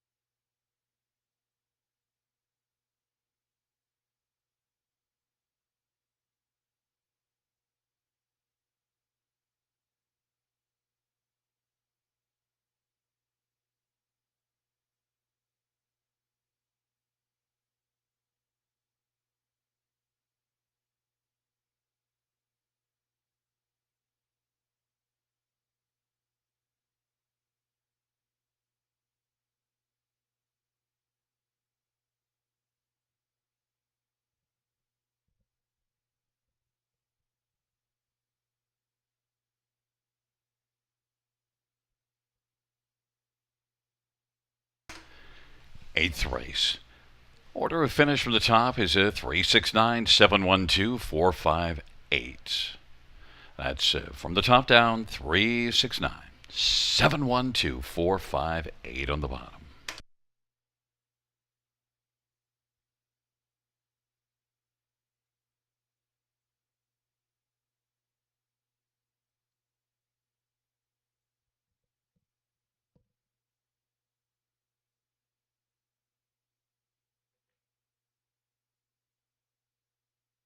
Hey kids, do you like to write stories or poems or draw pictures of horses? We're running 2 contests from now until August 31st with a total prize money of $3,500. For the Youth Literary Derby, Ontario students in grades 3 to 8 can submit either a short story or a poem with standardbred theme. Poems and stories are judged separately.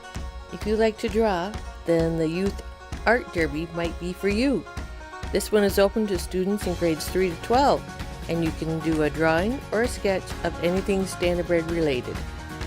Check out our website for more inspiration and more information, bgracingalliance.ca.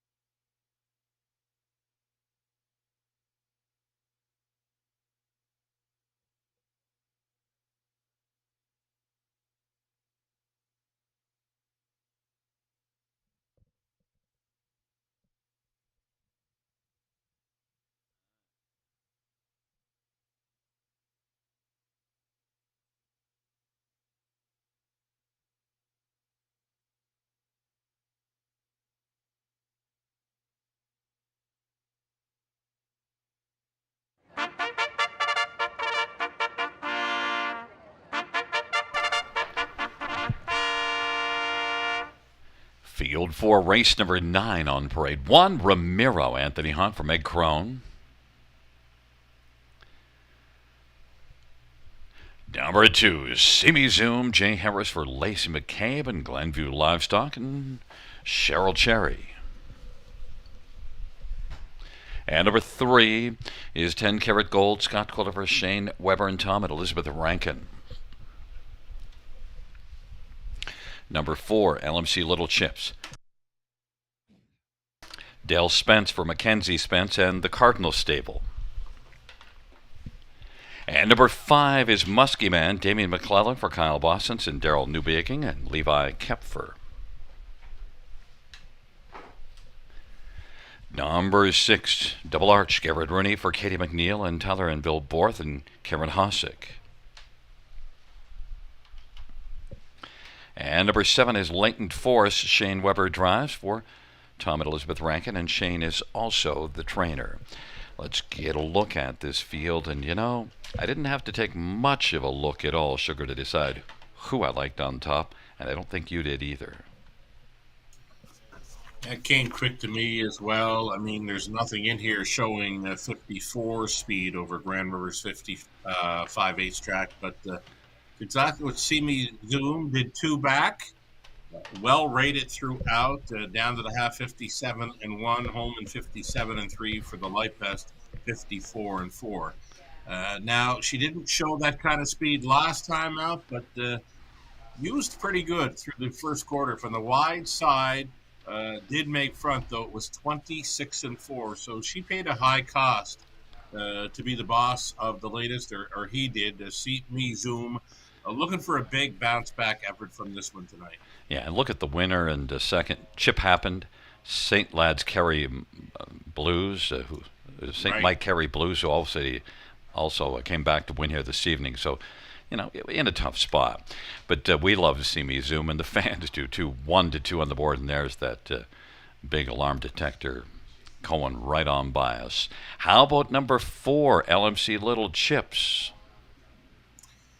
Yeah, a strong third in the latest. Trotted a mile in 56-4, and we pretty much call that the best that horse has ever been. I mean, there's not a whole lot of sub 2-minute speed there. Well, did show 56-4 back on June 20th as well. So a repeat of either one of those performances could find this one finishing second best in the exactor. A 2-1, clear second choice. Dale Spence, wife Mackenzie Spence, training for the Cardinal Stable of Tyne Valley, Prince Edward Island. Well, PEI Connections, LMC Little Chips, and number. What do we have next? I think it's a 3. The only reason why I was uncertain, I wrote down the 9, so. Clearly, I'm getting a little sideways. Number 3, 10 Karat Gold. Explain to me, 10 Karat Gold. Yeah, can use this one maybe to be best of the rest. There's lots to build on from that latest. That race, scary. We had 5 of them across the line, all within about a length. 10 Karat Gold was actually gaining a ton. Maybe it may have been getting home best of all with that group, Val for Vanna, Delphi Hanover, and All-Star Angel. So a great turning curve for that one. I think we're going to see a whole lot more from this one tonight. Got it pegged for third, but the deuce would not be a surprise. And I should mention that missing chart line for LMC Little Chips was 4th here. And that was July the 11th, so just past Friday. 4th beaten 5 lengths in 57. Beaten by Masterwork and PC Peterbilt, another good measuring stick. And one more to look at, I believe, is 5, is it? 5 is the one. I've got pegged for 4th, and why not? Damian McLaughlin's been doing pretty good tonight. He's having himself a night with a driving a double. And Muskie Man is a speed threat. Might find himself up close early and trying to stick around late. Right now, longest shot on the board at 25-1. Well, second longest shot. I'd put him in for a piece of the superfecta, but for me, Simi Zoom, I think they gonna want to go 55 speed to try and beat him. Interestingly, 10 Karat Gold and LMC Little Ships are getting a fair amount of action at 5-2 with Simi Zoom at 6-5. Yeah, it's coming late for them, Gary. It's a field of 7 for race number 9. And right now, Ramiro is having to move up into the gate. It's Ramiro, Simi Zoom on the inside, 10 Karat Gold, LMC Little Chips, and Muskie Man in the center. To the outside, Double Arch and Latent Force.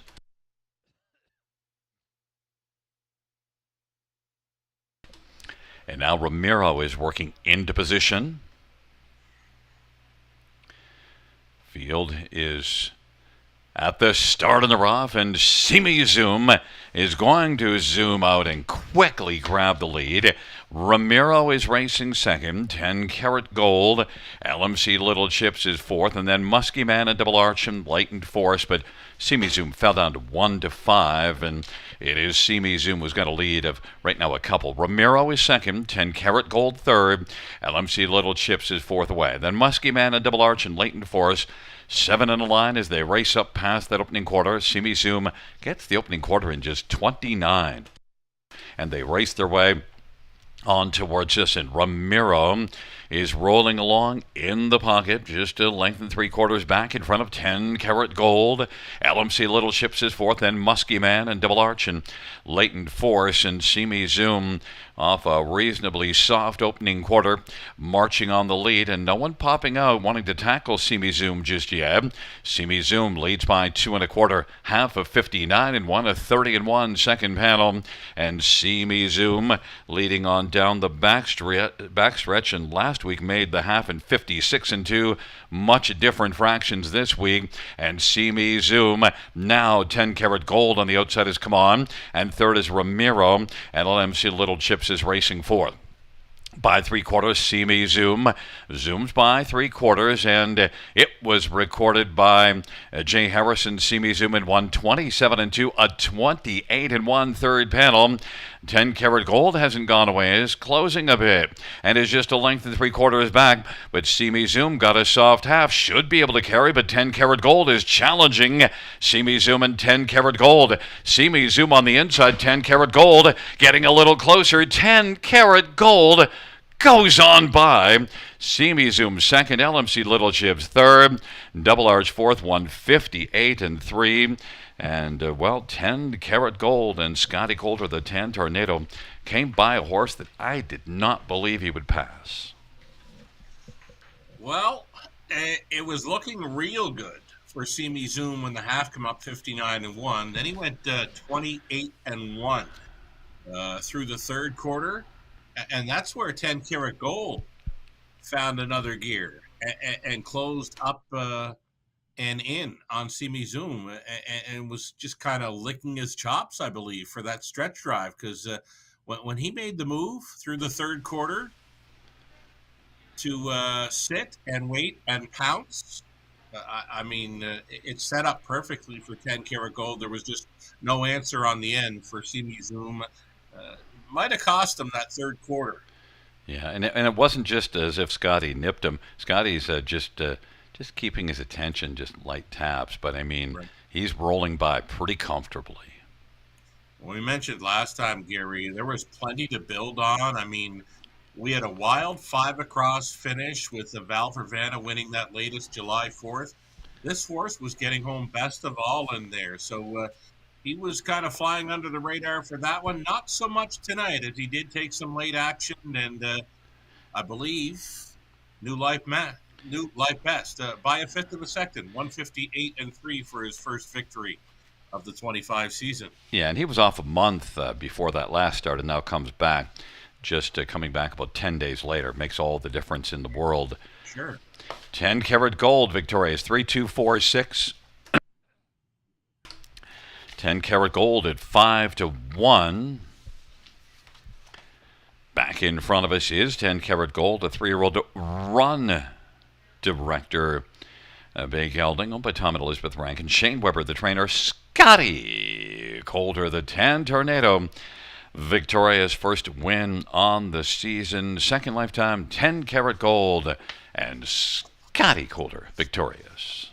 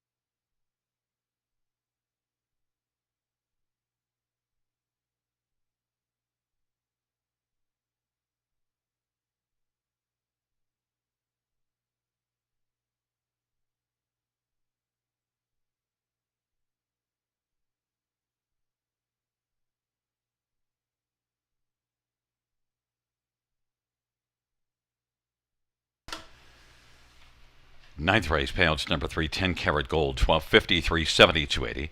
2, Simi Zoom, 230, 210. 4, LMC Little Chips, 240. $2 exactor, $29.70. Dollar Tribe, $19.85. Dollar Super, $63.30. 20-cent Super, $12.66.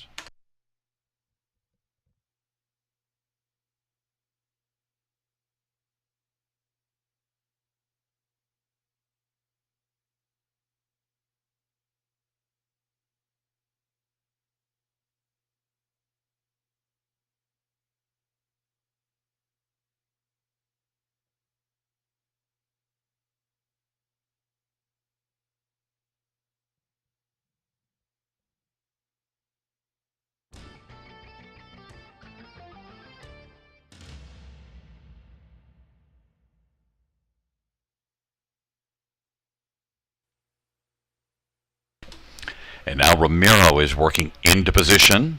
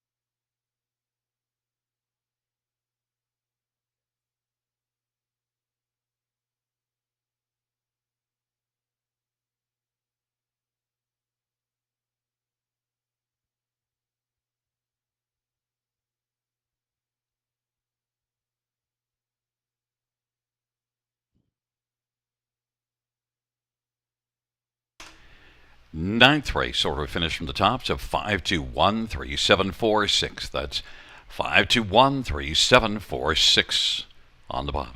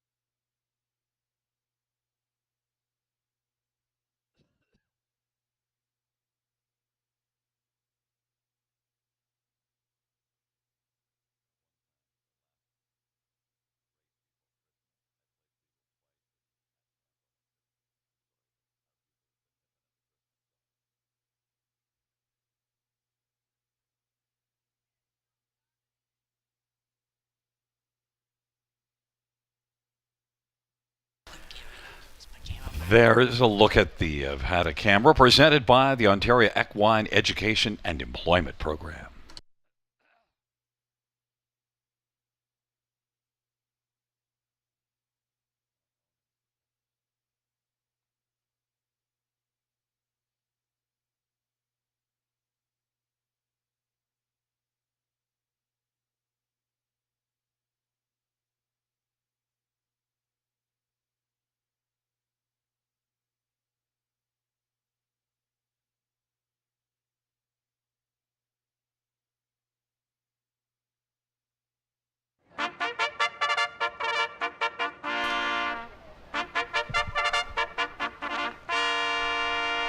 Field for the 10th race on post-parade, the Omega Alpha Pharmaceuticals Parade. 1 Maestro Sealster, Sammy Fillier, Julie Walker.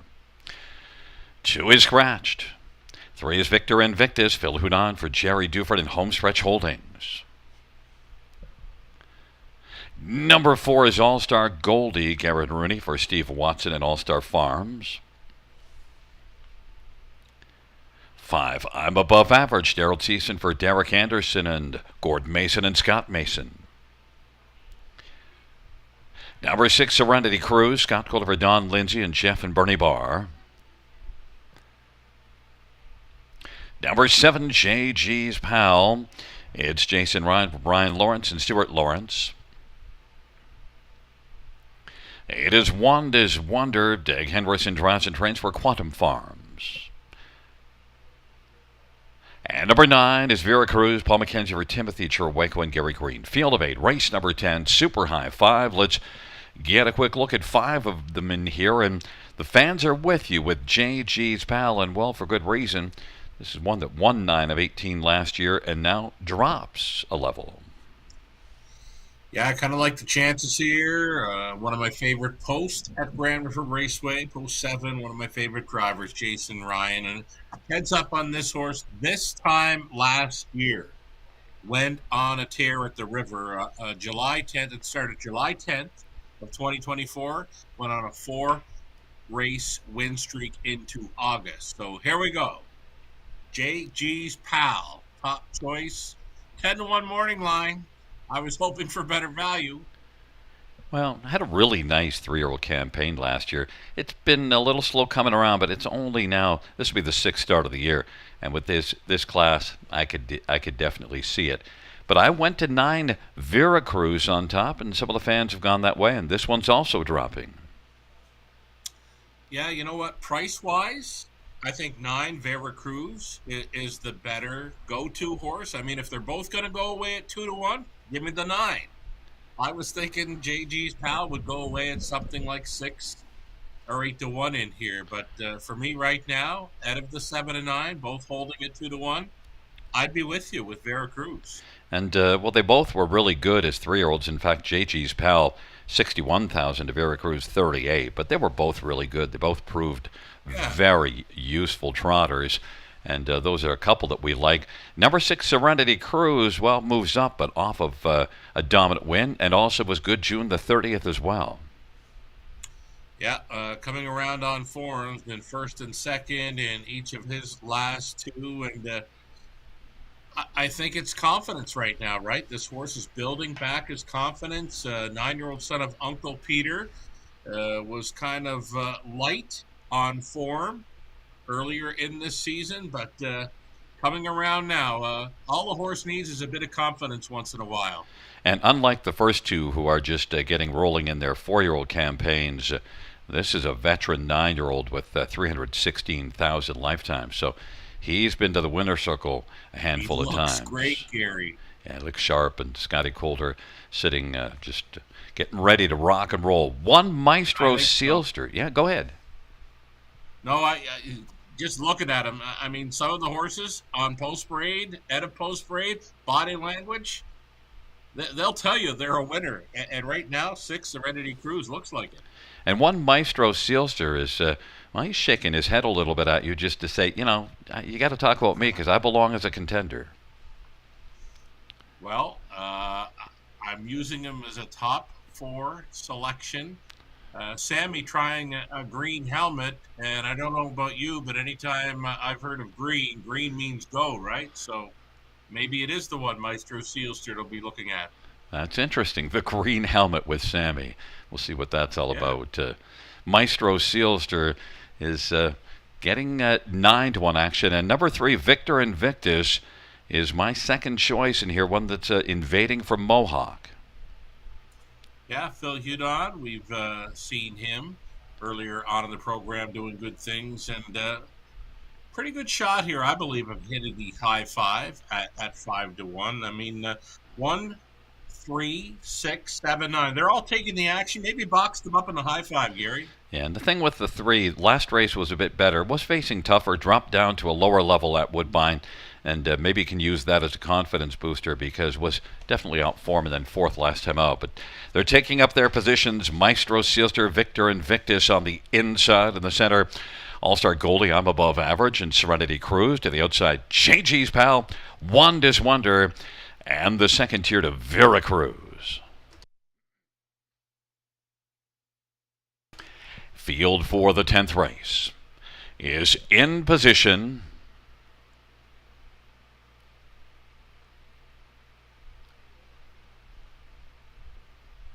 Field for race number 10.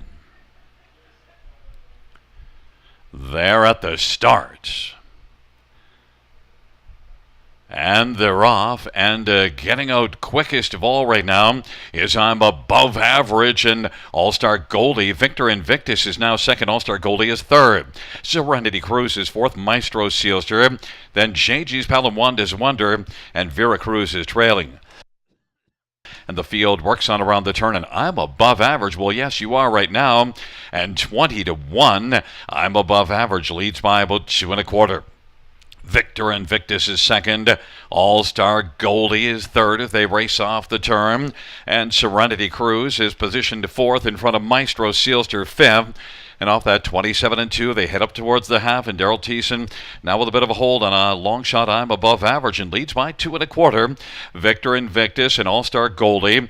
Now Serenity Cruise starts to cruise on the outside and gives cover to JG's Pal, who's moving up on the back of Serenity Cruise. And Maestro Sealster is now sixth on the inside. Then it is on the outside Veracruz, and trailing is Wanda's Wonder.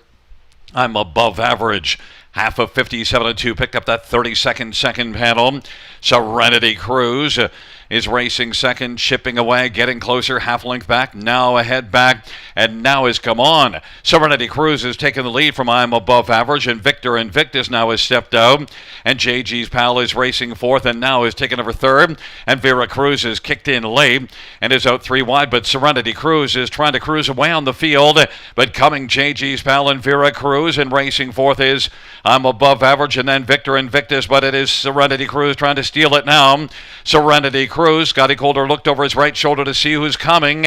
It's Serenity Cruise still comfortably in command. Serenity Cruise is going to hold on and win it and take it by about 2. Then second, it looked like JG's Pal also there were Veracruz and Victor Invictus, but 155-4, Serenity Cruise won last time out, moved up in class, and won again. This classy veteran is feeling it now, Sugar. Feeling it now, confidence, riding high, body language out of the parade, said he was going to be a winner. Plus, he's the 6th horse at a harness racing finale. Oh man, oh man. I remember you saying that. I remember you saying that the last card, and I just thought, yeah, okay. Well, happens again. Happens, man. It happens. 9-5 on the board. You know, some fans might have listened to you between the, well, he looks like a winner, and then he's the 6th horse. Yeah, might have been steering everybody, because actually Serenity Cruise fell down to 9-5 and wound up as the betting favorite. Yeah, I get hammered late in there, and that high 5 might come back okay. You know, it's a 6, 7, 9, 3, and 1. We mentioned why not try boxing them up there on the end. So I hope it comes back okay. Yeah, you know whose numbers those were? No idea. Yours. No idea. They were your 5, and the order's slightly different, but still Serenity Cruise and your 5 horses are the 5, and a 55-4 mile for Serenity Cruise. Blasted the front last week, and this week just sat close enough to be able to get by when it mattered. Well, sometimes we put these ticks together and they're days before the program, and I really like seeing them on parade. And when I went through the whole field and we had the six on the camera, I said, "Wow, Gary looks like a winner." And just you know what, confidence riding high, and the Tan Tornado does it again, right? The 10 Tornado. Back to back for Scotty Coulter. Number 6, Serenity Cruise, 9-year-old Uncle Peter Bay, gelding by Jeff and Bernie Barr. Don Lindsay, the trainer. Scotty Coulter, the second win on the evening. Second win this year for Serenity Cruise. Back-to-back wins, 22nd lifetime.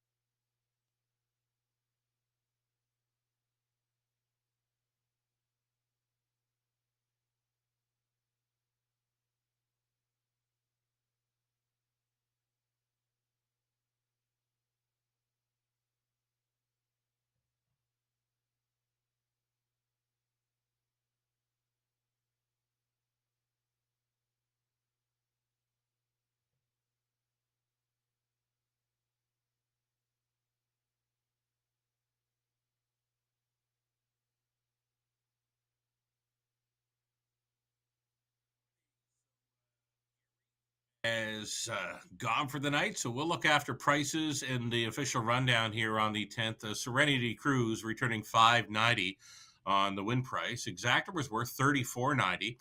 Dollar try 47.55. The dollar high five 469.50. A 20 center 93.90, and that's all right for that lot. Late double 74.60 for the Scott Coulter late double. Again, 74.60, nice price. Dollar pick 3, 91.75. 20 center worth 18.35. The pick 4 came back at 145.85 for a buck. 20 center was 29.17. I believe there is a pick 5 to come as well.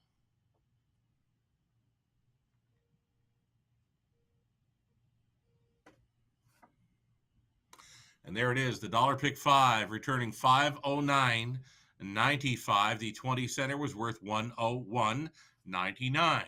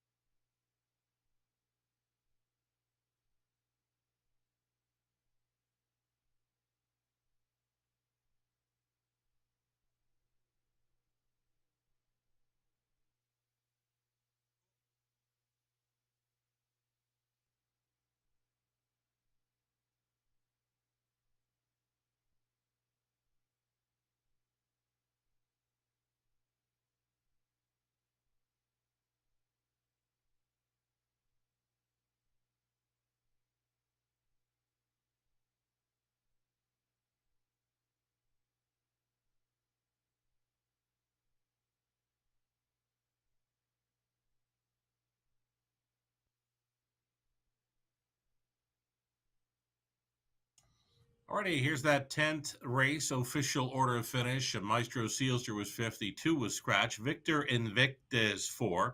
All-Star Goldie 7. I'm Above Average 8. Serenity Cruise, the race winner. JG's Pal was second. Wanda's Wonder 6. Veracruz was finishing third. A trip in 55-4 seasons mark for Serenity Cruise, who made it 2 in a row. Driving double on the evening for Scott Coulter. So that's going to wrap up the live racing this evening at Grand River Raceway. Well, thank you all for joining us tonight. We're going to come back on Wednesday evening with another 6:20 start time. On behalf of Gary Guy and all the rest of us with Grand River Raceway from Grand River Raceway Studios in London, Sugar Doyle. Have yourself a great night. We'll catch you again Wednesday.